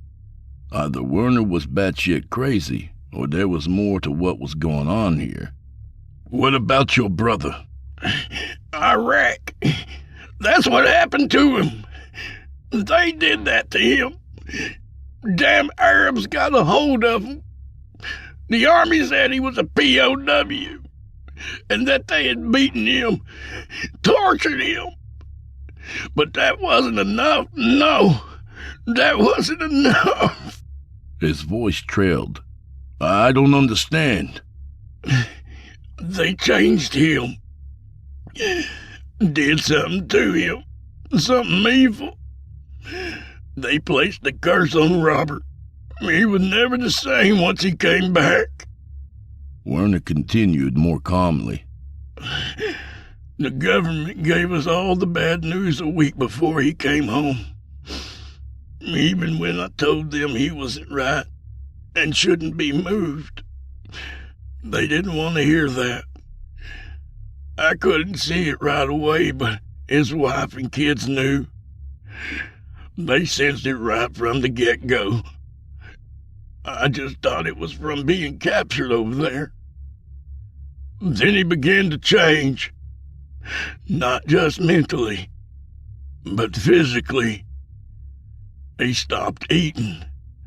His skin got sickly pale, and his hair fell out in clumps. He looked more dead than alive. I saw a bone, a human bone, in the street, I blurted out. Werner sighed deeply. They'll only eat dead meat, and they don't care where it comes from. He's my brother. I couldn't abandon him or his family like the government did to this town. Or the army did to him. I don't... What they did to him over there infected his family. They not only cursed him, but it passed to his family too.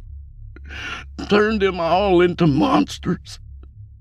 A bunch of atrocities living in the basements of these old houses, eating whoever I can bring them.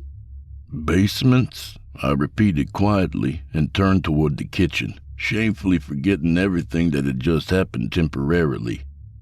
Kevin was gone, and like Martin, all that remained was a blood trail where he had been dragged away to the basement while my back was turned.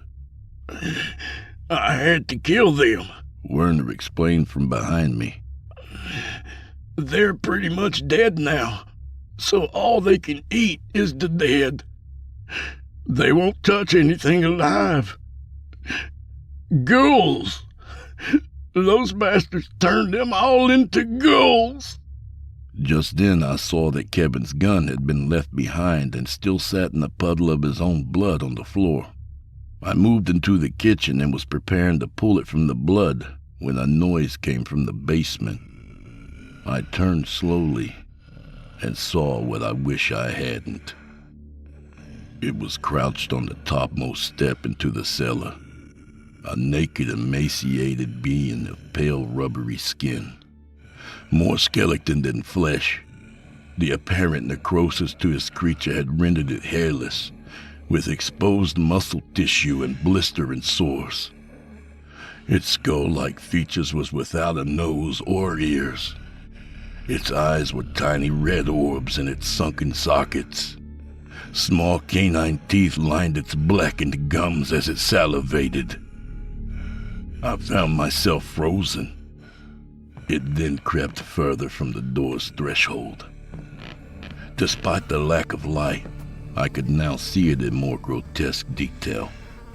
Tiny black flies crawled about its face and body, greedily feasting on the decomposed tissue. A horrid stench surrounded the creature that immediately initiated a wave of nausea in my stomach. It was at this point that I noticed a pair of dog tags dangling from a thin stainless steel chain around its gaunt neck. It was Robert. From behind him, 2 more pairs of those luminous red eyes appeared over his shoulders. He and his family were preparing to come out. Without conscious effort, my mind overrode its body, and in a fight-or-flee option, I turned and ran from the kitchen. As I fled through the living room past Werner, he shouted for me to return, but I was already out the door and sprinting off the porch. At that moment, my body felt as though it were in athletic form, as I ran with ease past the rows of houses and down the weed-plagued street until I reached its end. At the end of the road, a chain had been drawn across its path, blocking admittance. A sign hung from the chain's center, but I didn't linger to read it as I continued onto a main double-lined road that connected and kept running. I would imagine it was just another government no trespassing warning. The sun had sunk from view and given way to the growing shadows of night when I finally reached the first house I came upon. Its yellow front porch light had beckoned in the distance. I collapsed from exhaustion on its porch before I was discovered. I appreciate you returning with us, the deputy in the front passenger seat said as he twisted and looked back at me seated in the back of the patrol car. I only nodded. During my statement of what happened at the house, I left out no detail apart from what I witnessed crawling from the basement. I saw no reason to include an insane declaration about flesh-eating monsters. I wasn't entirely sure if what I had seen truly existed at this point. Plus, the mentioning of monsters would have discredited my story immediately. If what you say is true about this guy Werner killing folks up there, then it'll explain a whole hell of a lot, the deputy driving said. There's been quite a few missing persons reported in the county. There was more than quite a few, I said plainly. Once we reached the chained-off section of the street, I took notice of the street sign on the corner, DeVault Street. The deputy from the passenger side exited the vehicle and used the key to unlock the chain, allowing the car to pass through. I had thought that the street was eerie enough in the broad daylight, but now, veiled in darkness and with the absence of street lights, it was terrifying. Using the car's mounted searchlight, they identified the 86 on the mailbox and pulled the car up on the lawn facing the front door. The headlights' illumination basked in the front of the house in light. The front door was closed. "This is J13 to station. We just arrived up at the house, preparing to enter. Stand by," the driver said into the vehicle's radio. "Now just sit tight," the passenger said as he was exiting the car. "We're just going to take a look around. You said he took them into the basement?" I again only nodded. Once they were both out of the car, I watched them draw their weapons, remove their flashlights, and climb the porch steps, then cautiously enter the house, leaving the front door opened. Once they had disappeared into the house, I found myself very much alone and scared. I started throwing my gaze back and forth from the windows at my side. Outside the display of the car's exterior lights, the neighborhood was pitch black. It was then that I realized they locked me inside the car. Seated behind the cage and without door or window handles, my fear mounted. I waited for what seemed like an eternity, watching a mist roll in from the surrounding woods, and listening to the inaudible banter on the police radio. Suddenly, a series of gunshots rang out from somewhere inside the house, jolting my already highly strung nerves. I pushed myself up against the cage and stared at the open door and front porch. The silence that followed was equally frightening. Without warning, one deputy emerged from the doorway, holding onto the doorframe for support. His uniform shirt was torn in several places and streams of blood trickled from his head and into his face. I gripped the cage tightly, wishing I could intervene and feeling helplessly trapped. The deputy stumbled forward, making his way down the steps when Werner stepped from the house. White, blood-stained strips of bedsheets were wrapped around his injured thigh and waist. He limped behind the deputy and lifted his arm, pointing a handgun at the back of the dazed officer's head. With a pull of the trigger, the front of the man's head exploded, sending pieces of bone, blood, and brain to rain down on the car's hood. The deputy collapsed in a lifeless heap. Werner paused briefly on the porch, exposed in the headlights, before he shielded his eyes and looked at the car. Movement in my peripheral vision caught my attention. I looked to my right and saw that a black silhouette was standing not far from the car. Its red eyes dominated in the darkness. I flinched as Werner fired the gun again and blew out both headlights, throwing the scene into blackness, removing the bright deterrent which those cadaverous things detested. With the lights now gone, more shrouded figures scrambled from the house, moving on all four limbs. They were at the dead deputy's body instantly. Before I could back away from the cage, I had been spotted as Werner limped down the steps. He whistled loudly through blood-caked fingers and pointed at me. "I see you, boy. You miss us?" I turned in my seat and saw that the figure was now directly at the window.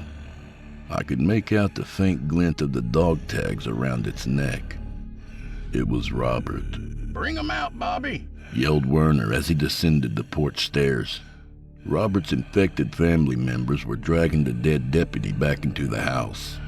"You decided to bring the law up here, boy?" Werner shouted angrily as he neared the car. "You're fucking with me and my family now." The car door swung open and the thing was reaching in and pulling me harshly from the car. I screamed as my hands found no grip to anchor me and was easily hauled out and tossed on the lawn. Before I could react, Werner fired the gun twice, striking me in my back, knocking the breath out of me. I felt one round pierce my lungs as I laid on my stomach, incapacitated in the tall grass. Werner used his foot to roll me over onto my back. I found myself gazing up at the clear night sky and quarter moon. Robert was violently tearing my clothes from me with clawed hands. The stench from his decayed body was overwhelming. From the house, I could hear the others returning, scurrying heavily down the porch stairs. I can't believe you had the balls to come back here. You were home free, boy. Now look at you, Werner said as he stepped near me. With my clothing torn to shreds and removed, I laid there naked and dying, my breathing coming in labored, painful gasps.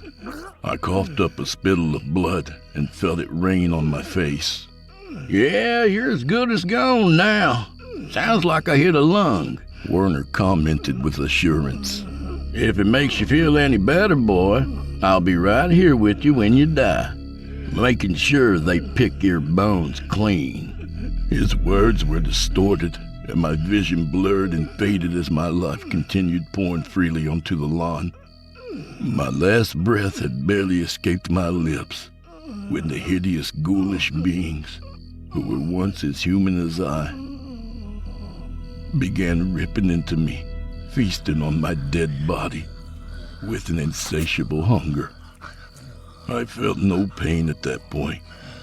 My final memory of the heavenly clear night sky and its countless array of stars, orchestrated with distant sounds of snapping bones and rending flesh.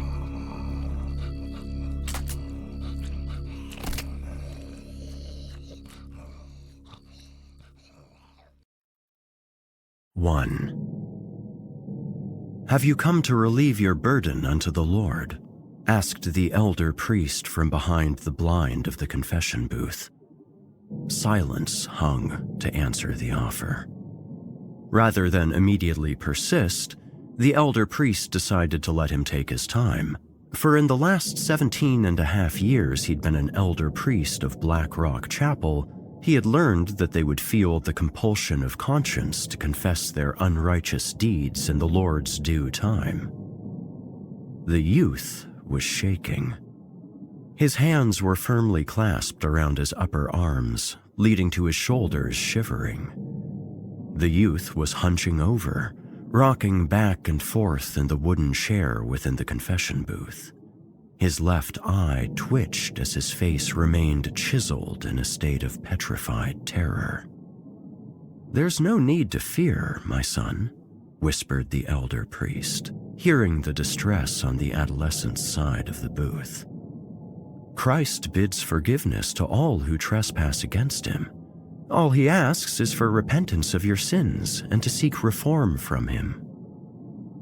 The creaking of the youth's wooden chair began to die down, as yet his breathing began to quiver in place of his body.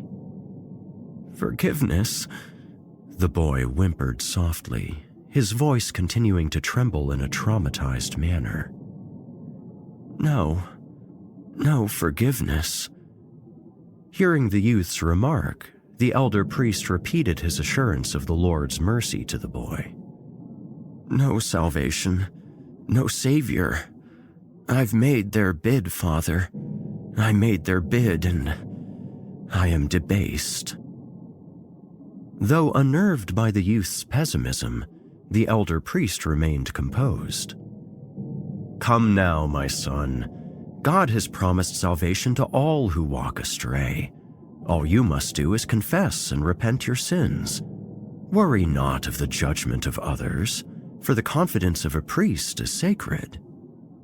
The youth offered a dry laugh in response before retorting, "I care nothing for the judgment of others, for they too are as devoid of any hope of salvation as I." The voice of the adolescent began to deepen to the pitch of a man twice his age, and began to take on an air of malign satisfaction at the statement's insinuation. Confused, the elder priest wanted to question the youth as to the meaning of his statement. More than anything, however, the elder priest was perplexed about the boy's purpose for attending the confessional as a whole. "Do you not, young man, accept the Lord into your heart? Are you not one of his children?" The elder priest queried, unsure about the state of the youth's soul. No, Father. I no longer succumb to the church's lies, for I have seen otherwise." The youth's voice shook again, the tone growing even deeper and angrier in timbre. "My eyes were open to the truth long ago. They showed me the truth." "They?" the elder priest questioned, curious as to exactly to whom the implication belonged. "Yes, they, the true harbingers of the truth. You see, Father, through them, you may see the truth, their prophecy." The elder priest became truly disturbed at hearing such blatantly sacrilegious claims. Remaining calm, he told the blaspheming young man that there existed no truth outside the Lord. The young man let out a defiant and condescending laugh. "Then you are a blind old fool. Despite the offer of being shown the truth, you would choose to hold on to the lies of the so-called Holy Gospel." Realizing that the youth had no intention of repentance, the elder priest felt compelled to end the confessional. A light rapping on the outside of the booth found this silent request granted.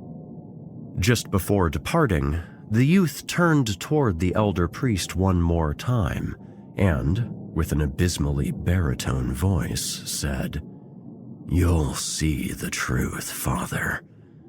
I will show you their prophecy, that there is no salvation." Another short succession of knocks prompted the youth to finally leave the confession booth, allowing the patron outside, an older maiden of 45 years, to enter. "Have you come to relieve your burden unto the Lord?" the elder priest asked the maiden, still feeling rattled. I have come to confess, Father. You see..." The maiden began her confession, but the elder priest's mind had become far too entwined in the young man's morbid diatribe to lend her his attention. "Oh, how can I be forgiven, Father?" the maiden beckoned, arousing the elder priest from his anxious pondering to find her in tears at having concluded her confession. Though he had not heard her sins, he decided against attempting to ask her to repeat herself. Instead, he merely assured her that she was forgiven in the eyes of the Lord, and requested no less than 5 Hail Marys before the day's end. Upon concluding the maiden's confessional, the elder priest retired to his bedchamber to attempt letting peaceful rest cleanse away anxiety. Slumber would be an uphill conflict for him that night. However, no matter his efforts, the elder priest's mind continued to be ravaged by the youth's words. "You will see the truth. There is no salvation." When the sun rose the next morning, the elder priest felt weak. His head throbbed horribly, and he felt trifle knots in his stomach. The elder priest winced in pain as he attempted to open his eyes, massaging his temples in a feeble attempt to ease the migraine's hold on him. "Father Caraway?" The elder priest broke from his stupor at the calling of his name. "Father Caraway, is everything all right?" asked another of the chapel's elders, a balding man with only stubble for facial hair who stood a good 2 feet shorter than Father Caraway, despite being 5 years his elder. "Yes," distantly answered the bedridden elder priest, as if his response was voiced before his mind could comprehend his train of thought.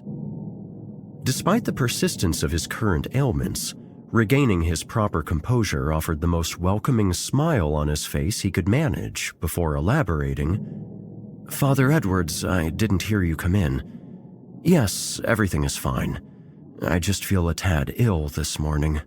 I trust it's nothing serious."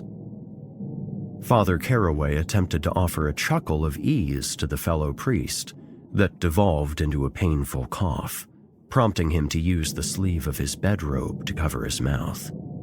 For a moment, his eyes widened in shock at the sight of a small black stain on the sleeve of his snow-white bedrobe. "Father?" queried Father Edwards, noting the momentary state of anxious apprehension on the face of his peer. "Yes?" replied Father Caraway, seeing the skepticism on his visitor's face. "I told you it's nothing serious. A minor ailment that I'm sure will pass by morning. Now, what brings you to my bedchamber, Father?" "I and the others heard you last night. You kept screaming, 'No salvation,' and we heard thrashing sounds coming from down the chamber halls," replied Father Edwards, his voice composed of concern for the well-being of his fellow priest. "No salvation?" The words slowly infested his mind, causing a sharp chill to crawl down his spine. Ignorant of the fellow elder priest's claim, Father Caraway reassured his visitor that, save for his current ailments, he was perfectly sound. His thoughts, however, began struggling once again to void themselves of the memories of the previous night's haunting confessional. Skeptical, but overall satisfied with the elder priest's condition, Father Edwards bade his farewell and exited the bedchamber. Father Caraway laid in his bed all through the morning and into the afternoon. The aches and pains worsened.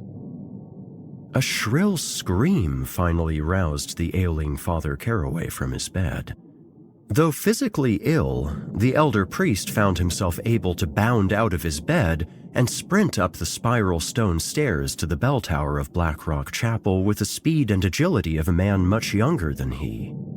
When he reached the top of the stone stairs, he found a young maiden, one of the chapel's fledgling nuns who had not yet sworn her oath of purity, doubled over, wailing into her palms.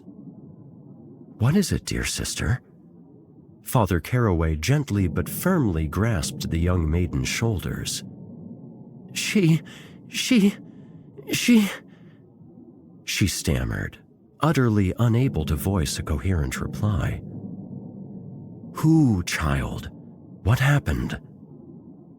But the young nun-to-be could only shake her head and continue wailing in response. Unable to voice a coherent response from the young sister, Father Caraway resolved to open the door behind her and enter the bell tower of the chapel and investigate the malignance himself. "No, you mustn't go in there!" the young sister shrieked, causing the elder priest's heart to skip a beat in his chest. "Unclean! Unclean!" she said as she buried her face into her palms again. "Calm down, sister. I'll see what's going on. I want you to stay here." The young sister just sat, quivering, burying her petrified face into her palms. Father Caraway's hand trembled as he grasped the knob. Unclean? He wondered as he willed himself to open the door. The foul odor of death assaulted his senses immediately upon the door's opening. The elder priest turned his face into the crook of his arm and began to cough, gagged by the offensive scent. With an alarming dread mounting within him as to what lied inside the bell tower, Father Caraway instructed the budding nun to summon help. She bowed her head to him and immediately sprinted down the stone stairs to the monastery to alert the other elders of Black Rock Chapel. The inside of the bell tower was dark, only illuminated by a single torch mounted to each of the 4 stone brick walls respectively. Paltry though the light was, the faint glow of the torches still revealed the unholy display within its claustrophobic confines. Adjusting his eyesight to the faint glow of the inside of the bell tower, he saw the corpse of one of the maidens of the village. It was an Irish maiden of 45, whom the father recognized as the tender of the nearby tavern, who had attended many confessions for her sins of lust. She was stripped bare and hanging from the tower's rafters by her neck, using the long, thick hemp to sound the sermon bell. A single word in her native tongue was carved on her breasts: Frau Schön. The elder priest retched in disgust and horror at the abyssal display before him. With haste, he escaped the confines of the bell tower and slammed the door behind himself. "Our Father," Father Caraway began with a shuddering breath, crossing himself as he spoke. "Hallowed be thy name. Our kingdom comes. Thy will be done, on earth as in heaven." "Father Caraway!" The sound of his name broke him out of his petrified stupor. It was Father Edwards. "Father Caraway, are you all right?" Father Caraway had no words for his fellow priest, merely offering his current mortified stare as a response. "Father Caraway, what in God's name happened?" The urgency in Father Edwards' voice was accentuated. She confessed to me." Tears began to streak Father Caraway's face as he pointed to the door that led into the peak of the bell tower. Determined to spy on the source of the hysteria, Father Edwards moved past the scarred Father Caraway and opened the door. "Christ above! Sister Meredith, alert the authorities at once!" The fledgling nun stood frozen with her jaw agape. "Do as I say, sister! Make haste!" barked Father Edwards. This snapped young Sister Meredith from her terrified trance, and she ran down the stone steps, bolting through the chamber halls and exiting through the sanctuary. "We must alert Archbishop Marcus of this atrocity," Father Caraway beckoned. Father Edwards disagreed with the conclusion, thinking it wiser to handle the situation themselves. "Are you mad, man? This is an attack against the church!" Father Caraway's heart pounded in his chest with startling intensity, prompting him to clutch the left of his chest to slow the quakes of his heart. "Easy now, Father. There's no need to make a larger problem of this than what is absolutely necessary to warrant." Confused and shocked by his fellow priest's hesitation at consulting the head of Black Rock Chapel, Father Caraway decided to press further for an explanation. "Please trust me, old friend. If we are to become bishops ourselves, we must prove that we can handle situations like this ourselves. There's no use in disturbing Archbishop Marcus when in all likelihood this is nothing more than the act of a disturbed-minded individual who found convenience in the concealment of her body in the peak of the chapel's bell tower. A simple crime of passion, grotesque but simple nonetheless." Father Caraway nearly saw red. "How can you say such things with such lax conviction? You, a priest, a servant of Christ! You expect me to just sit here while a credible threat to God's kingdom is swept idly under the rug?" Before his tirade could escalate further, the elder priest felt something move across his feet. Perplexion overtaking his former frustration, he looked down to see a mass of inky black serpents surrounding his feet. Terror flooded through his entire body as he saw the serpents converge on him from all directions. "Father Caraway, are you all right?" asked Father Edwards. The elder priest only offered a weak gasp of horror in response as he saw the multitude of serpents spawning from the doorway leading into the bell tower. "Father Caraway, what is it?" Father Caraway stuttered, unable to fully comprehend the events unfolding before him. Serpents! Serpents? Father Edwards questioned, eyeing the mortified priest with confusion. "Can you not see them? They're everywhere!" He stopped abruptly when he felt one of the serpents sink its fangs into his legs. The hallway within Black Rock Chapel's peak began to spin, dizzying the father. No sooner than his eyes could widen in shock that the serpent's supernaturally potent venom began to cripple the elder priest's senses. Father Caraway clutched his forehead with his left hand, as if doing so might in some fashion stabilize the dizziness, his right hand desperately grasping the crucifix pendant that hung from his neck. His eyelids began to feel heavy as vertigo began to transform into exhaustion. Father Caraway could see all too clearly before darkness would overtake him, despite the venom's assault on his senses. Father Edwards extended his hand as the black serpents then began to slither to him, appearing to answer some malign summons.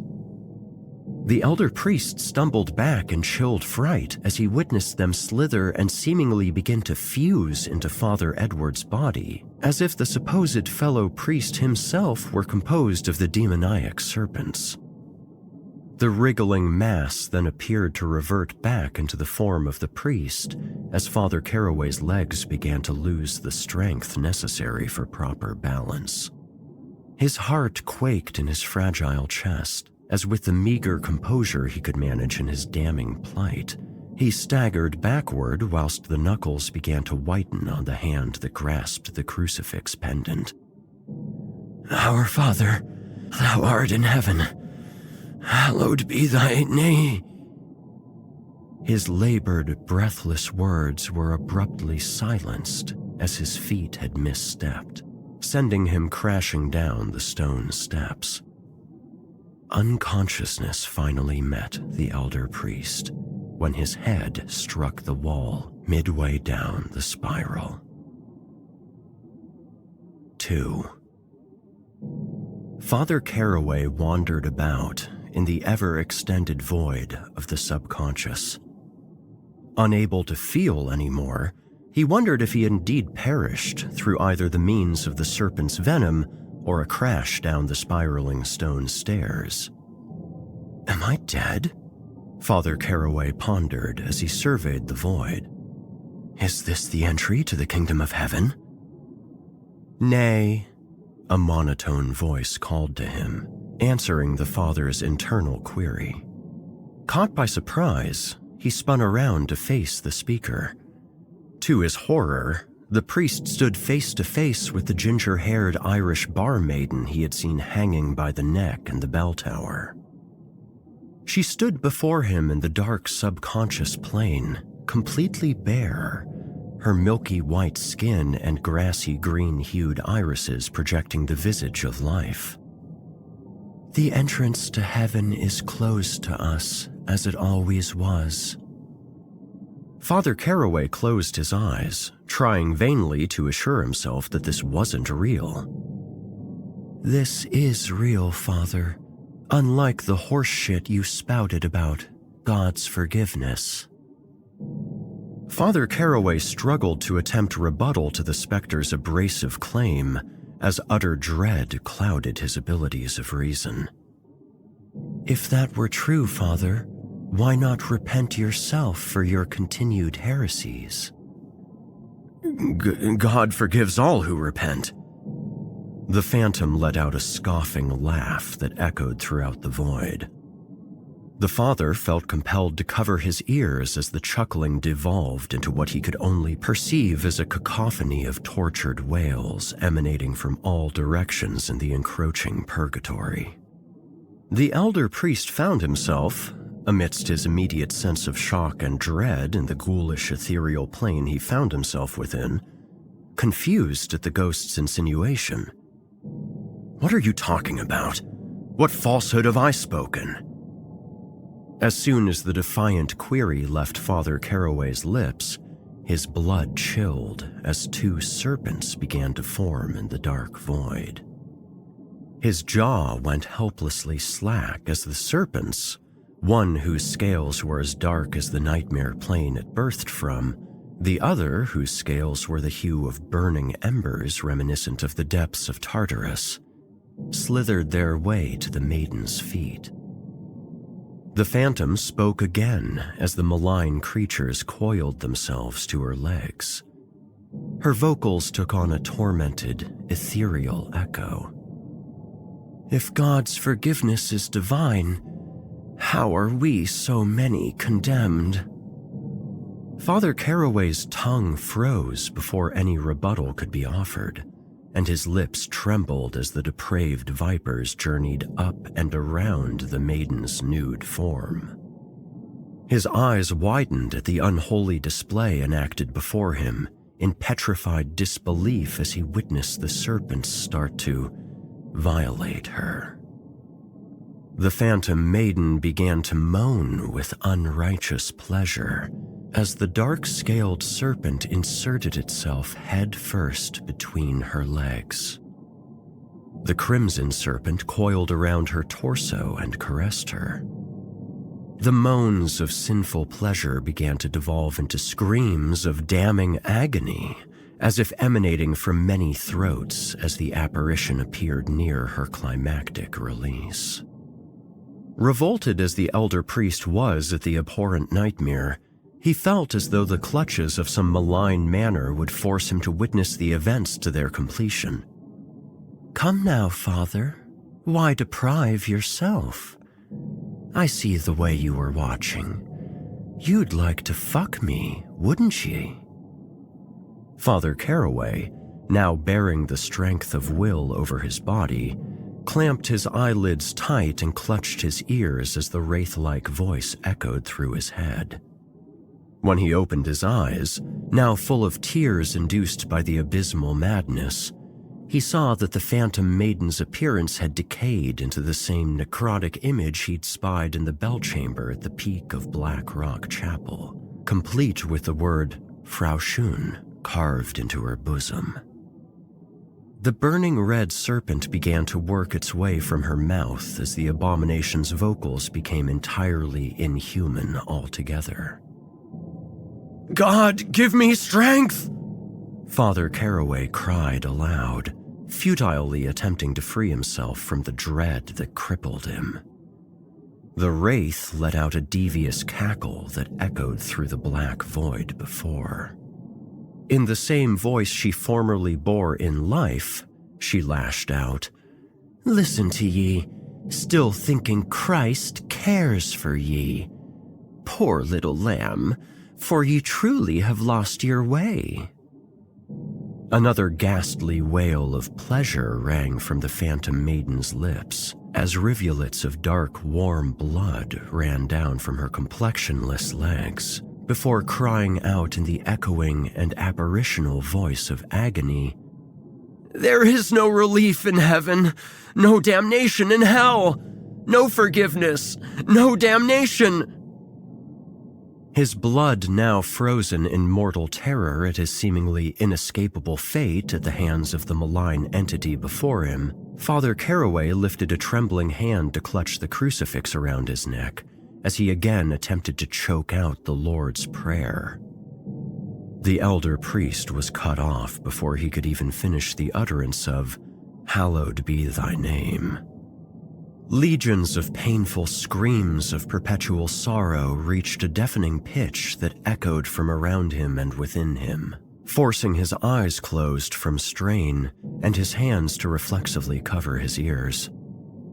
Through his fright-induced tears, the elder priest opened his eyes to witness the torso of the unholy phantom begin wriggling as the protrusions of other human faces began to form themselves into her pale, decayed flesh.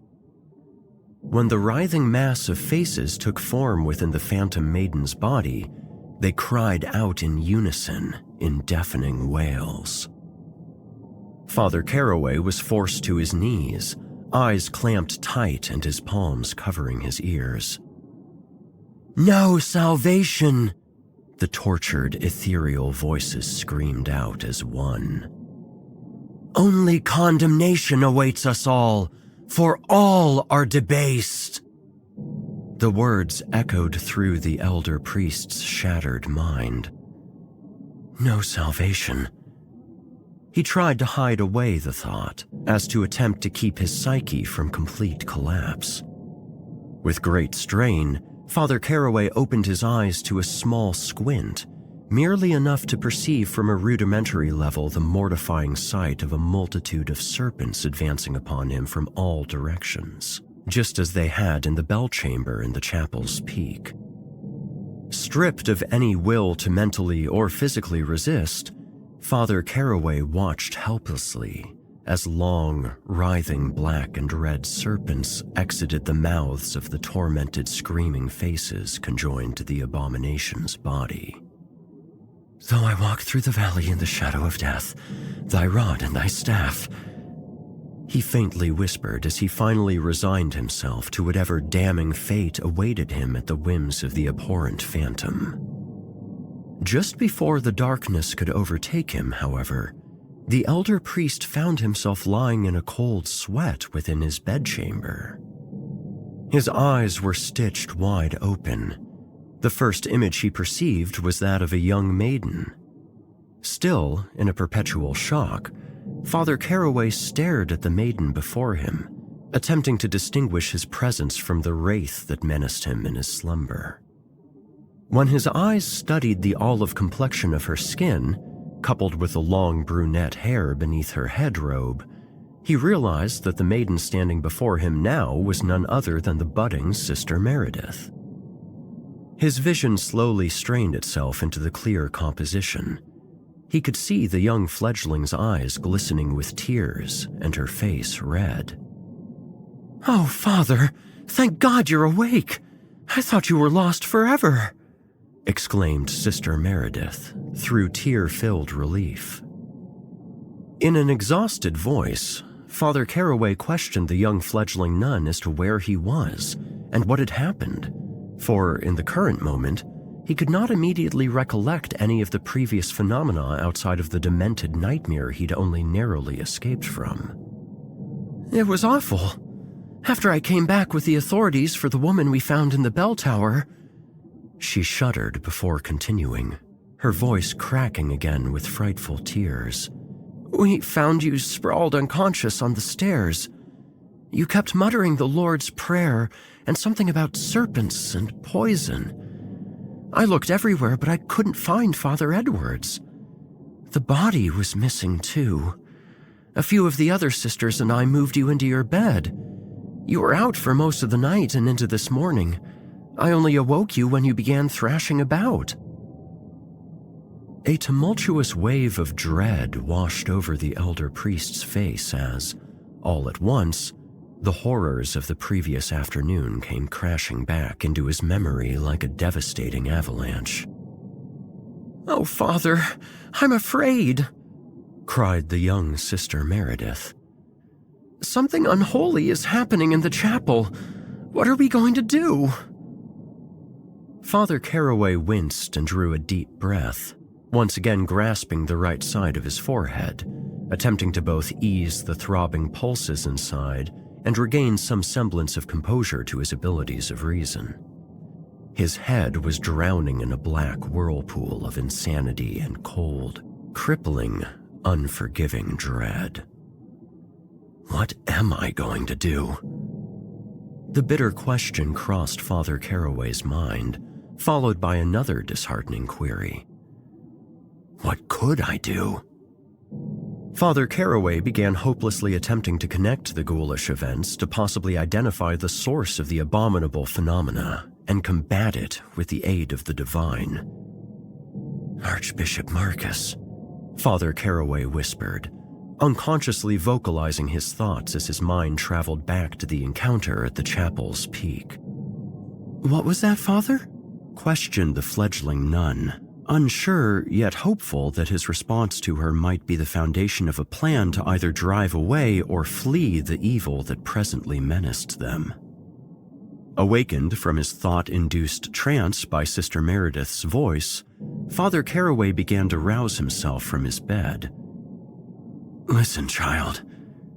He gestured to the young sister in an exhausted voice that bore the nature of a man far elder than he. "Fetch my priest's garb and my overcoat." "Where are you going, Father?" pressed the young fledgling nun, unsure of the elder priest's intentions. "There may be one that could provide us with aid, for he's dealt with many an evil in his day. He'll know what to do.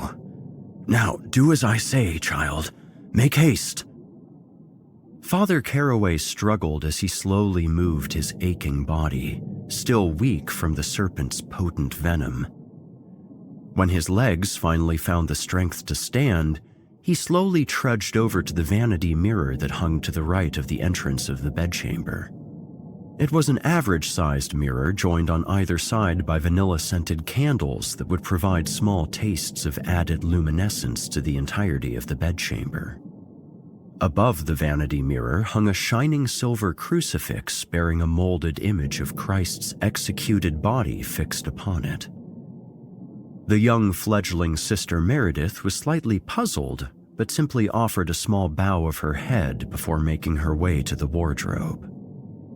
Gazing at his image in the aged mirror, Father Caraway felt a sense of nausea creep upon him. In reality, he had lived only 45 years.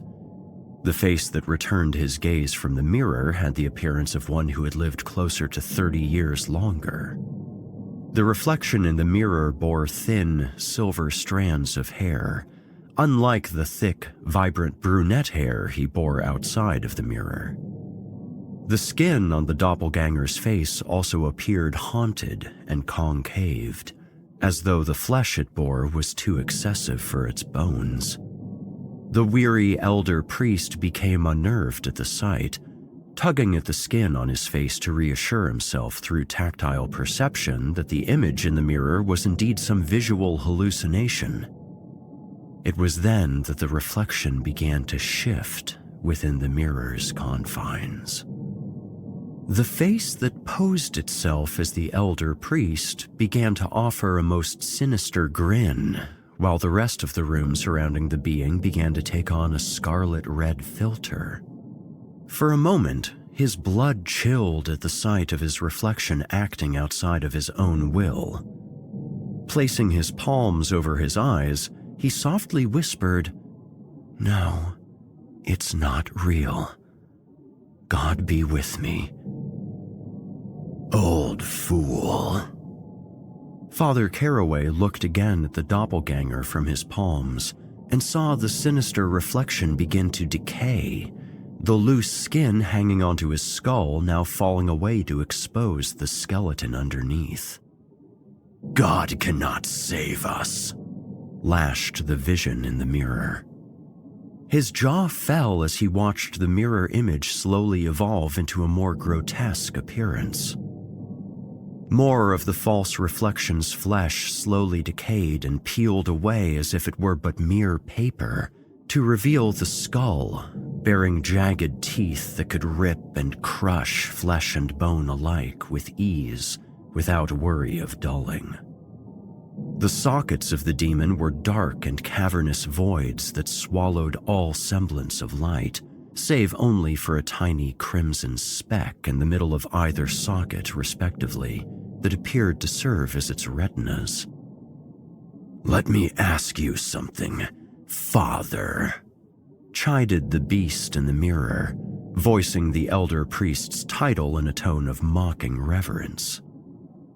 Father Caraway covered his ears to attempt to resist the abomination's lying tongue. "Why did your so-called loving Father in heaven execute his own son?" Father Caraway screamed in his head at the abhorrent creature to silence its blasphemies, to no avail. "Christ himself was no more than a holy bastard." The words crashed as boulders in an avalanche in Father Caraway's head.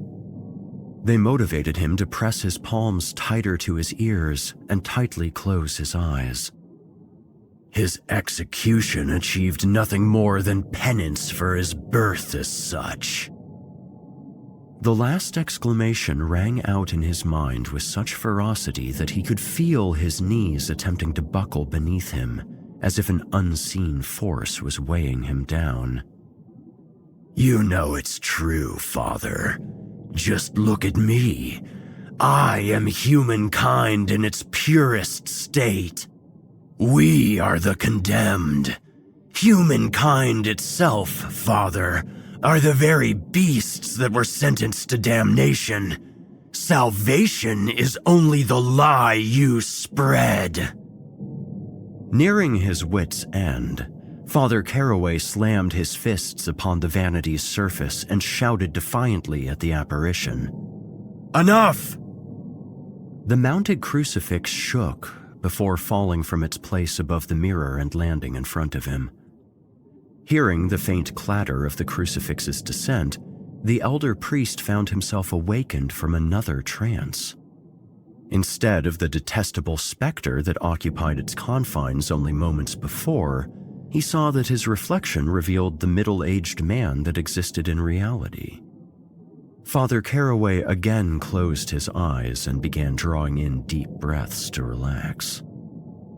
Upon opening his eyes, he decided to refix the fallen symbol back to its original perchance above the vanity mirror. As he held it, however, a searing pain shot through the palm of his hand that caused him to drop it again, letting out a cry of pain. Tightly grasping his right hand with his left out of reflex, he gazed once again down at the image of Christ's sacrifice as it began to glow a hot, burning orange. "Are you all right, Father?" The oppressive odor of brimstone permeated the air within the bedchamber as the priest saw, in revitalized terror, small streams of blood begin to ooze from the wrists, feet, and head of the mold of Christ. Father Caraway spun around and was met with the slightly relieving sight of the young fledgling nun, priest garb and overcoat in hand. "I heard something.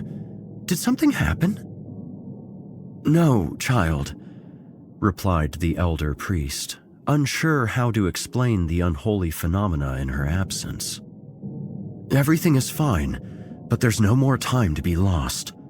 Come now, you will accompany me to the Archbishop's house. He may be the only one who could help us." 3.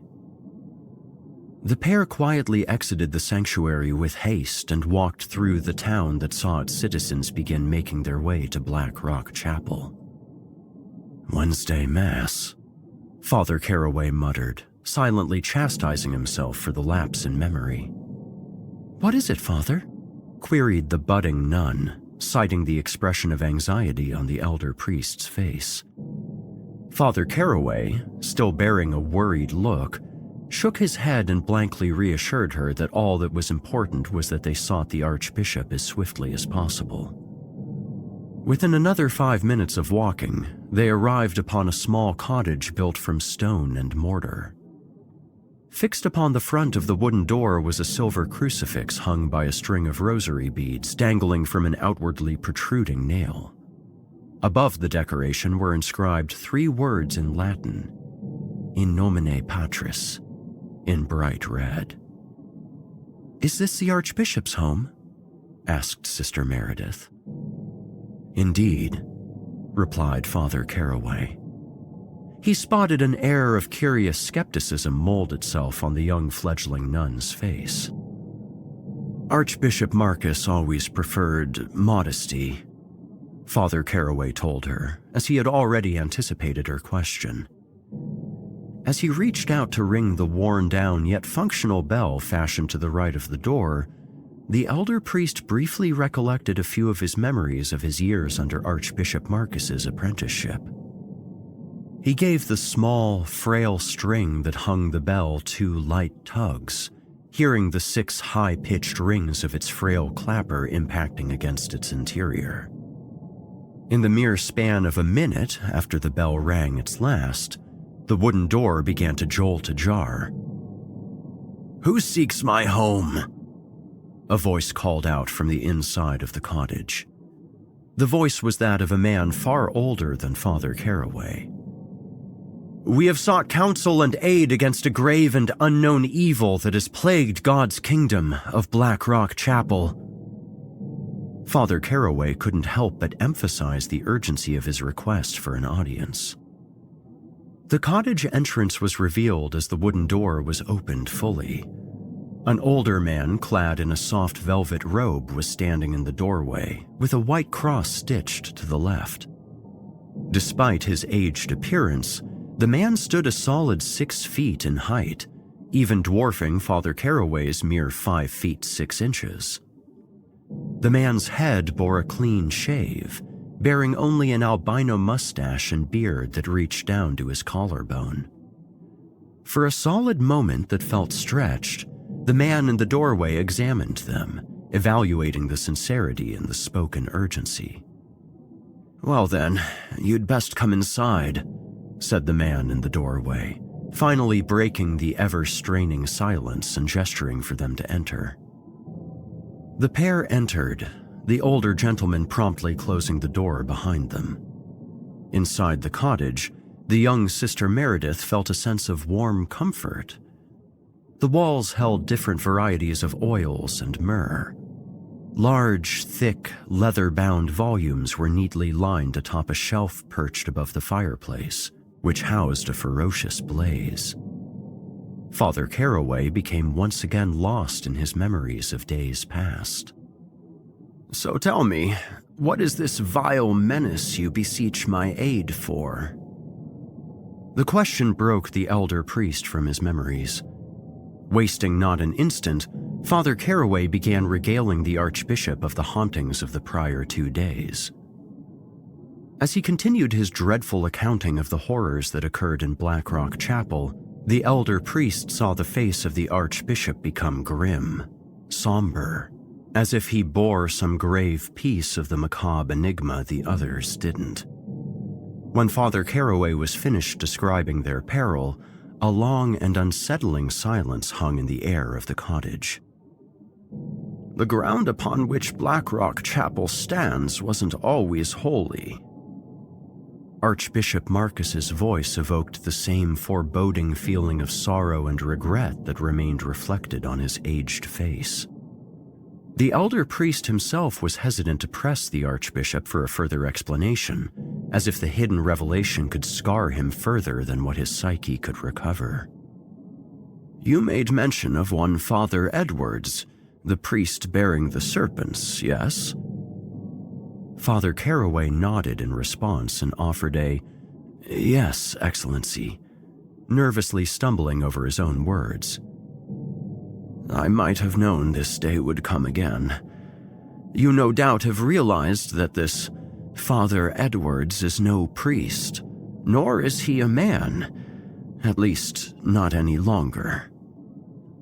Fear's chilling grasp began to take hold of him once more slowly.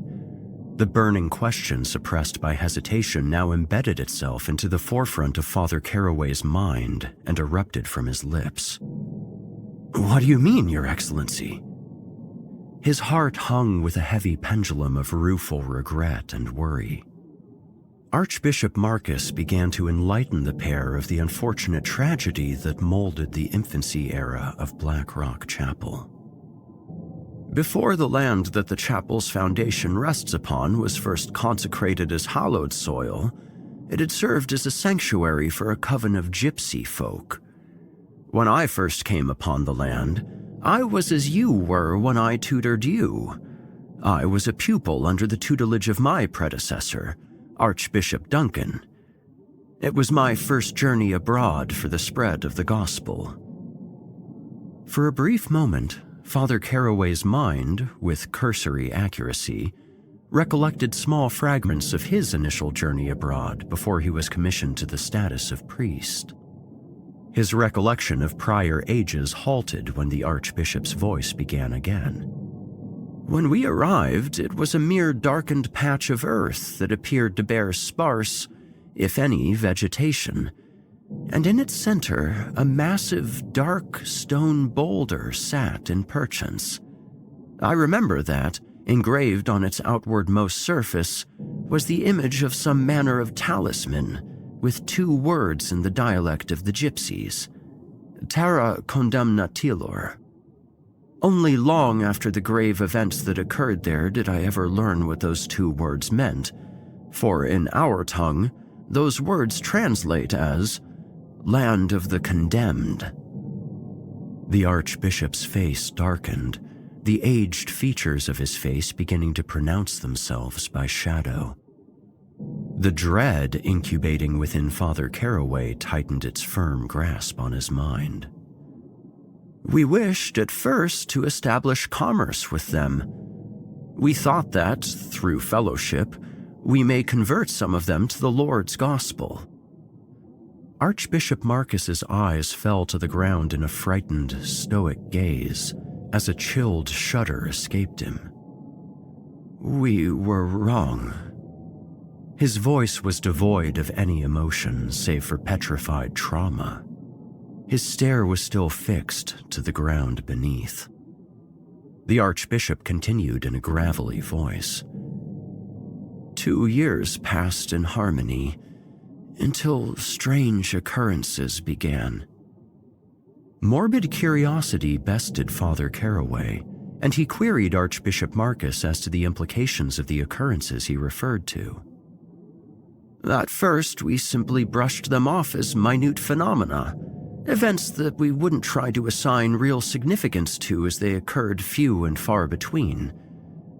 However, with the progression of time, the phenomenon became more recurrent and amplified in their malignancy. The other priests in our congregation awoke every night in terror and foretelling of unrighteous envisionings plaguing their sleep, and storms began to grow fierce and unwavering night and day. However, it was one dusk when our paranoia reached an apex, and our goal of peaceful fellowship was abandoned. The cracks of the flames dancing upon the oak kindling inside the hearth arrested the mournful stare of the bishop. Voices. It began with the voices that came to me, whispering unrighteous blasphemies to me. Night upon night, the ghastly voices beckoned to me, tempting me to partake of the ungodly acts they would describe to me. Though the grace and strength of the Lord willed me to resist them, I began to grow worried. I recounted my experiences to another apprentice under the former archbishop's study. The archbishop's gaze met once again with the elder priest. The man you named as Father Edwards. Father Caraway stared in confusion at what he was told. Just before he could question to himself the plausibility of what Archbishop Marcus's implication was, a morbid realization sent a thunderbolt that shook his mind to its innermost foundation. Not a man, not any longer. The words pierced him like a finely sharpened dagger as he began to slowly piece together the connection between the malign hauntings that menaced him in the previous days within the chapel's walls and those recounted from the Archbishop's macabre anecdote. Noting the clarity molding itself to the elder priest's face, Archbishop Marcus continued. He suspected immediately the machinations of the gypsies were at fault. He was certain that their foreign customs had, in some form, wrought evil forces against us. Over time, paranoia became disdain and mistrust, until one grave twilight, the night that blind fear drove us to violence. I'll never forget their faces as we came upon them, wielding the instruments that raised their livelihood to ash. Their homes, their shops, everything was set ablaze by the hands of our convent. The Archbishop's mouth split into a morbid, dead smile, wholly devoid of any authentic joy. Edwards told me what we were doing was an exorcism of the land. that our actions were in righteous merit of the Lord's services. A small tear escaped his lifeless eyes and ran down his cheeks. Father Caraway's blood began losing its warmth as he witnessed the collapse of his former mentor's psyche. They fled the land that night, but not before letting slip an omen. May you all be spared of Degassi. As if the mention of the word carried a supernatural force of its own, the hearth exploded outward, and the flames dancing upon the oak kindlings shifted erratically. If I could have known of the unholy evils we wrought upon ourselves, Archbishop Marcus's lips quivered as he continued. We thought that by ridding the land of the gypsy heretics from the soil, the evil would flee with them. We were too blinded by arrogance to see at the time that the ones we were swift to drive away were the same whose practices acted not as a weapon against us, but to spare us from something far worse. Degassi? Father Caraway queried, more from instinct than genuine curiosity. A sullen nod of the Archbishop's head, coupled with his chiseled expression of recriminatory despair, served to reply to the query. Like with what was inscribed upon the stone, I learned only long after what Degassi was. What is it, Excellency? Is it the name of a demon? Father Caraway asked, attempting to recollect the multitude of malign spirits dwelling from the lake of fire that was catalogued in Le Dictionnaire Infernal, a volume he was required to devote hours of study to in his apprenticeship under Archbishop Marcus. Archbishop Marcus arose from his seated position, went to his bookshelf, and pulled out a volume dressed in dirt and dust, adorned by cobwebs. Father, you misunderstand. Degassi is no demon. Blowing away the concealment provided by the dust on the cover, the volume's cover was revealed to be a faded yet polished brown hue, leather-bound, and bearing no title on the front. The Archbishop fixed himself with his reading lenses and opened the worn volume halfway, and began turning further pages until he found the specific page bearing the heading of Blestemuel Louis Degassi. Father Caraway gazed intently at the faded page before him, unsure exactly of what to make of the foreign runes scrawled upon the page. Archbishop Marcus placed his index finger upon the passage in question, directing Father Caraway's gaze. When they fled, the coven of gypsies left behind this tome. Archbishop Marcus read the passage that detailed the Blestemuel Louis Degassi, the curse of the debased, in their tongue. Father Caraway's blood chilled, draining his skin pale as he listened to the Archbishop tell of Degassi as the physical manifestation of humanity's condemnation.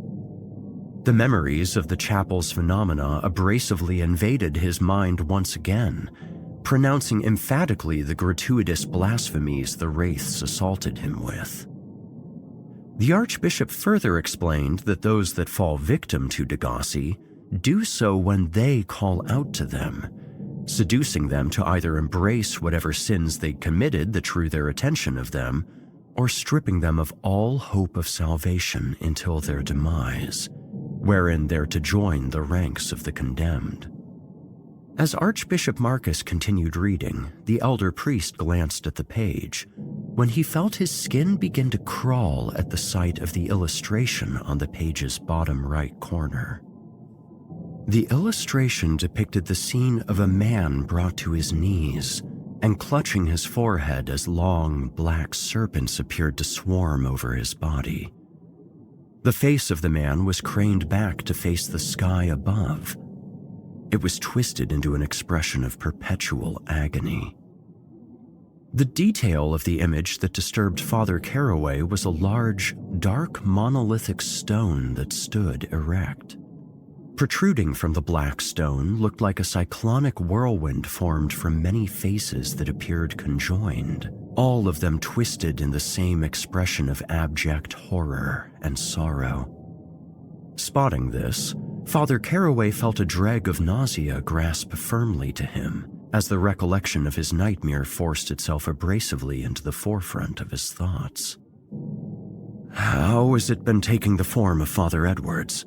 Father Caraway queried, using the question to void the malignant event from his mind.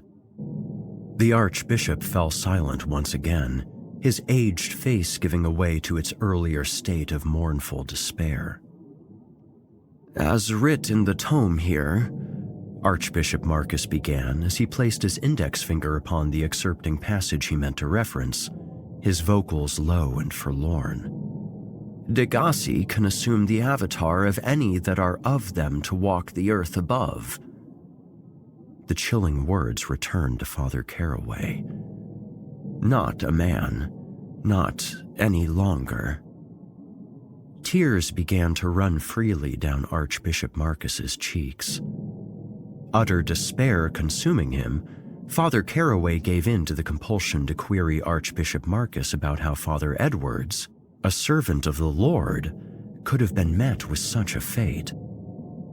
"We were all lost to righteous arrogance," replied Archbishop Marcus. "But Excellency," the elder priest cried out, interrupting the Archbishop's reply, "how could that alone condemn a servant of Christ?" His pride attracted their attention to him, but what he did next allowed them to consume him. With a heavy, shuddering breath, the somber Archbishop recollected the event that wrought damnation upon the arrogant priest that Father Caraway once thought of as a brother in faith. "The night of the raid, I found him wielding one of the gypsy's own blades against one of the maidens of the coven. She begged for her life in her people's tongue, but his murderous judgment was unbound. I called him, told him to hold his hand." The Archbishop froze. His stare became distant as a frightening recollection of the gypsy maiden's screams and the sickening squelch of flesh being penetrated molded vividly in his mind. A deadly silence hung within the cottage, contested only by the cracks of the kindling beneath the flames that were only ever slightly increased in volume. Father Caraway felt himself in a state of fruitless denial at what he was just told, that a fellow servant of the cross was a murderer and had committed himself to the whims of an unspeakable evil that, even now, wears his face.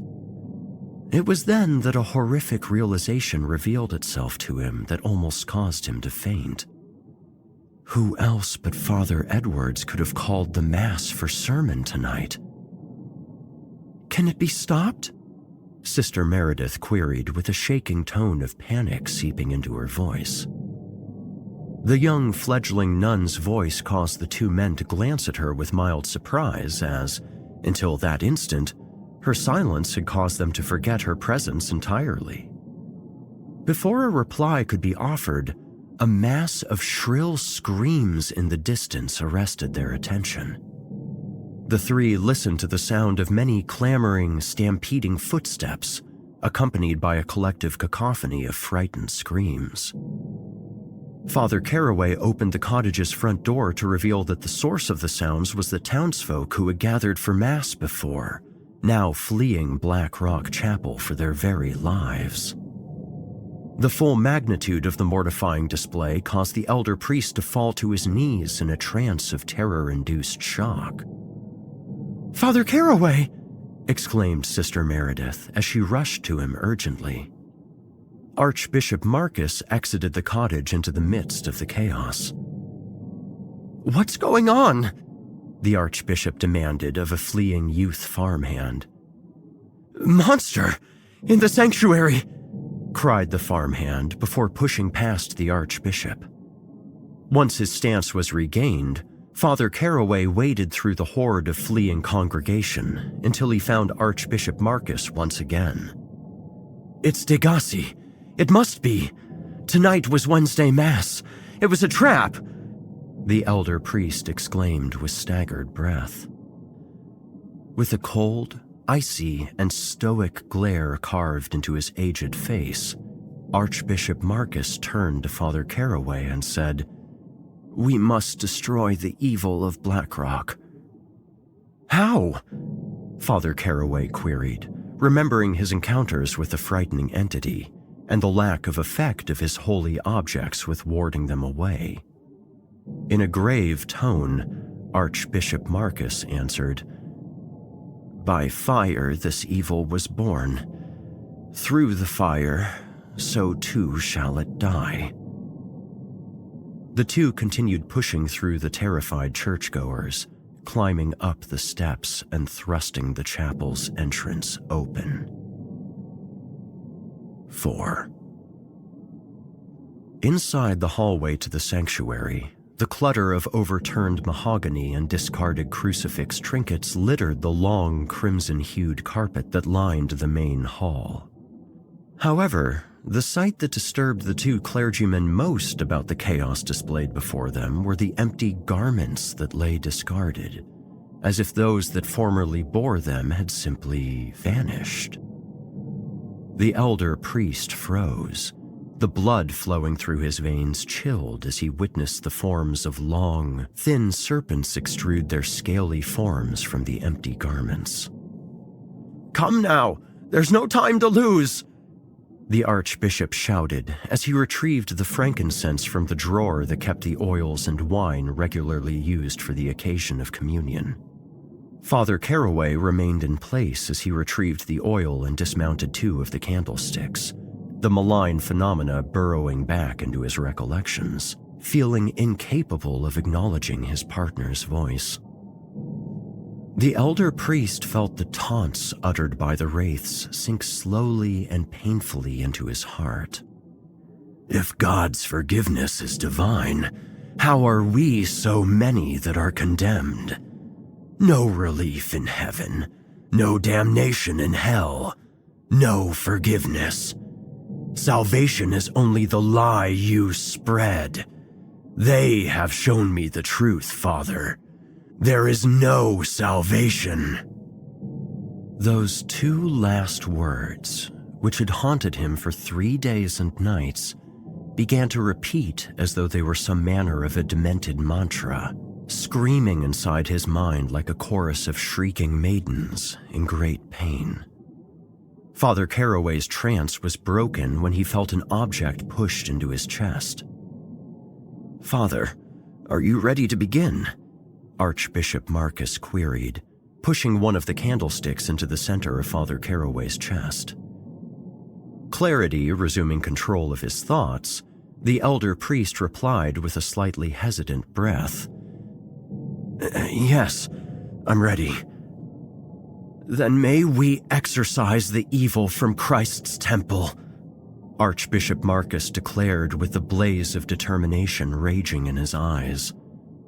As they set about dousing the main hall in the frankincense, crossing each stream they cast upon the surroundings, they each began to recite, "In nomine Patris, et Filii, et Spiritus Sancti, Amen," until Archbishop Marcus let out a sharp cry of pain that abruptly ended his chanting.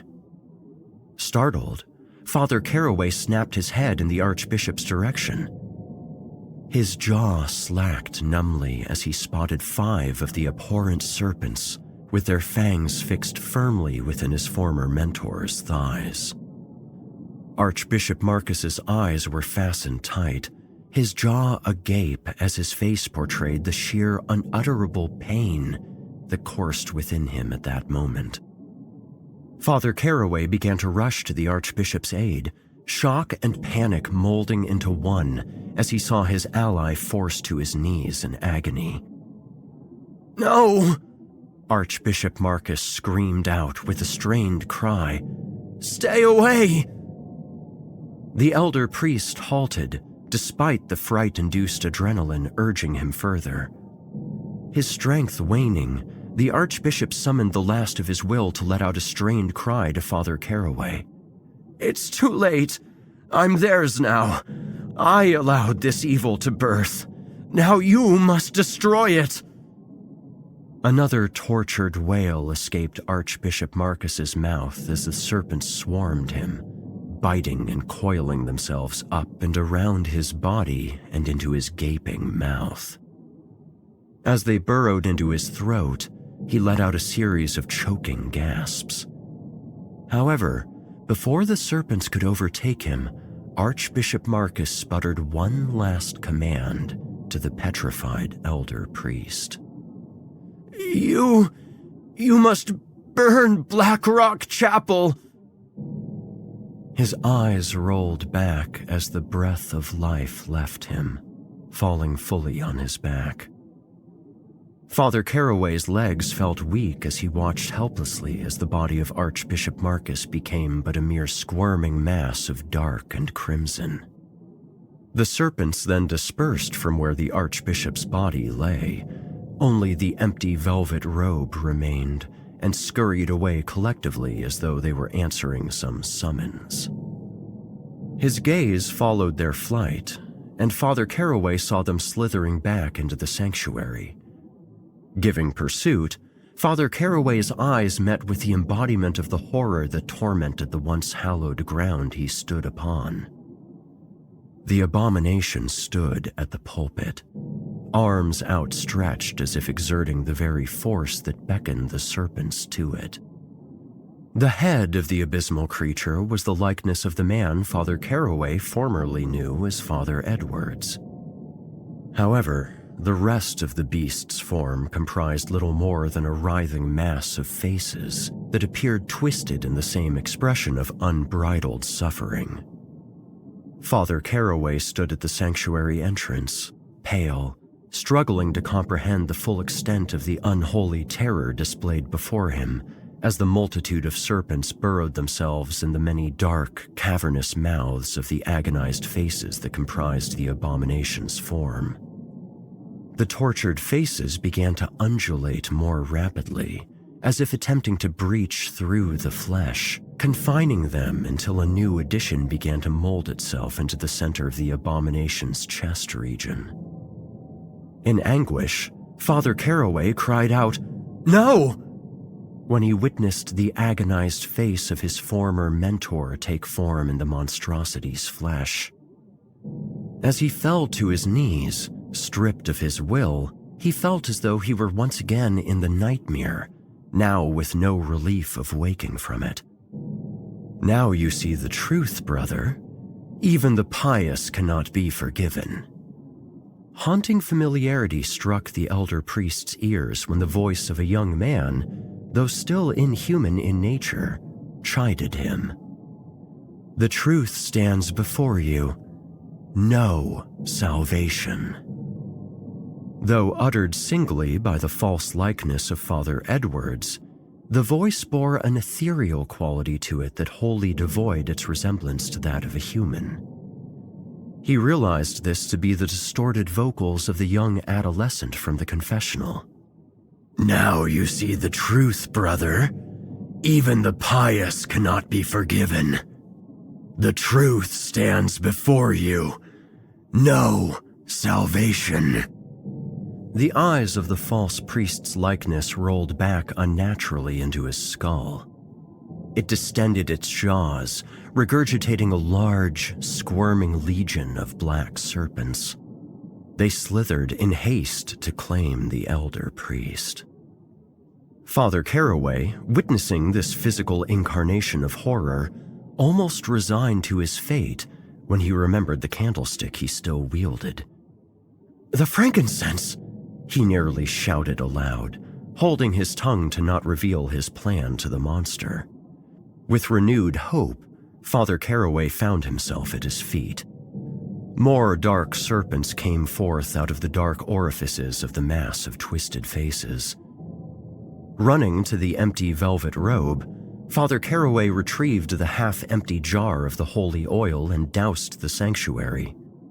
Triumphantly, he raised the candle aloft, ready to set the room ablaze, when a succession of sharp pains shot through his left leg. He looked down to see that a serpent had fixed its fangs on him. Father Caraway once again felt the venom's crippling effects begin to claim him within less than seconds. His head throbbed, and his vision began to fail him. Nausea finally stripped his legs of his ability to stand, forcing him to collapse. As the serpents began to overtake him, Father Caraway, with the last of his strength, raised the jar of frankincense and doused himself. In a weakened breath, the elder priest uttered, "Though I walk in the shadow of the valley of death, thy rod and thy staff, they comfort me. I will fear no—" His defiant speech was cut short as two of the serpents forced themselves into his throat. Father Caraway thrust the candle's flame upon himself, setting himself and the serpents ablaze. The scorched serpents hissed as they fled hastily from the elder priest's burning body. Within mere minutes, the entirety of the sanctuary was an inferno. The burning serpents slithered to the spaces dredged in the frankincense in their panic. The agonized faces fixed within the abomination's flesh began to shriek in a uniformed cacophony of pain as the searing grasp of the flames came upon them. As the abomination's flesh charred, the mass of faces began to protrude further from the form until breaking free of the flesh that held them bound, sending forth a cyclone of wailing apparitions that swarmed the burning sanctuary. All through the night, the flames gutted Black Rock Chapel. When the sun rose, naught was left but hot, smoldering rubble. 7 sunsets passed, with many folks attempting to speculate and ponder what had happened that night. "I heard some bloody priest went mad, set the whole damn chapel on fire, himself included," exclaimed a young man to the bartender. "Oh, you're spouting fouler-smelling shit than what my farmhands used to grow my crops with," the bartender retorted with a hearty laugh. "Scoff all you want. I know what I heard. I know the truth." "Do you now?" the patron seated upon the neighboring bar stool uttered. The young lad was taken back by his mute neighbor's somewhat abrupt and unexpected query. "Well, sure," the young man finally replied with an uneasy chuckle. Then, the stranger looked at the lad, locking the nervous eyes with his cold gaze. He had full dark brunette hair and a young youthful face, despite appearing twice his age. The stranger also appeared clad in a dark robe, similar to what the young lad had seen worn by preachers. "Say, you wouldn't happen to be a priest, would you?" The stranger's mouth parted upward at the left corner in dry amusement. "I was, once," he said in the same dry tone, nearly devoid of emotion. "But then, I learned the truth." The young lad, suspecting some manner of a bluff, challenged him. "That right? Now what would that be, holy man?" Still bearing the same devious grin, the supposed former priest told the young man to follow him behind the tavern if he wished to be bestowed with the truth he offered. The young man obliged and followed as a pig to slaughter. Within seconds, the lad's confident arrogance was replaced with sheer terror as the stranger opened his robe to reveal a writhing mass of tortured faces of pain branded into his flesh. "Like you," the stranger began, "I was too arrogant to accept the truth, but I know now. It's as they told me. Salvation is only the lie we spread, for all are condemned in the end." The former priest displayed a menacingly joyous smile as a horde of black and crimson-scaled serpents silenced the young lad's screams.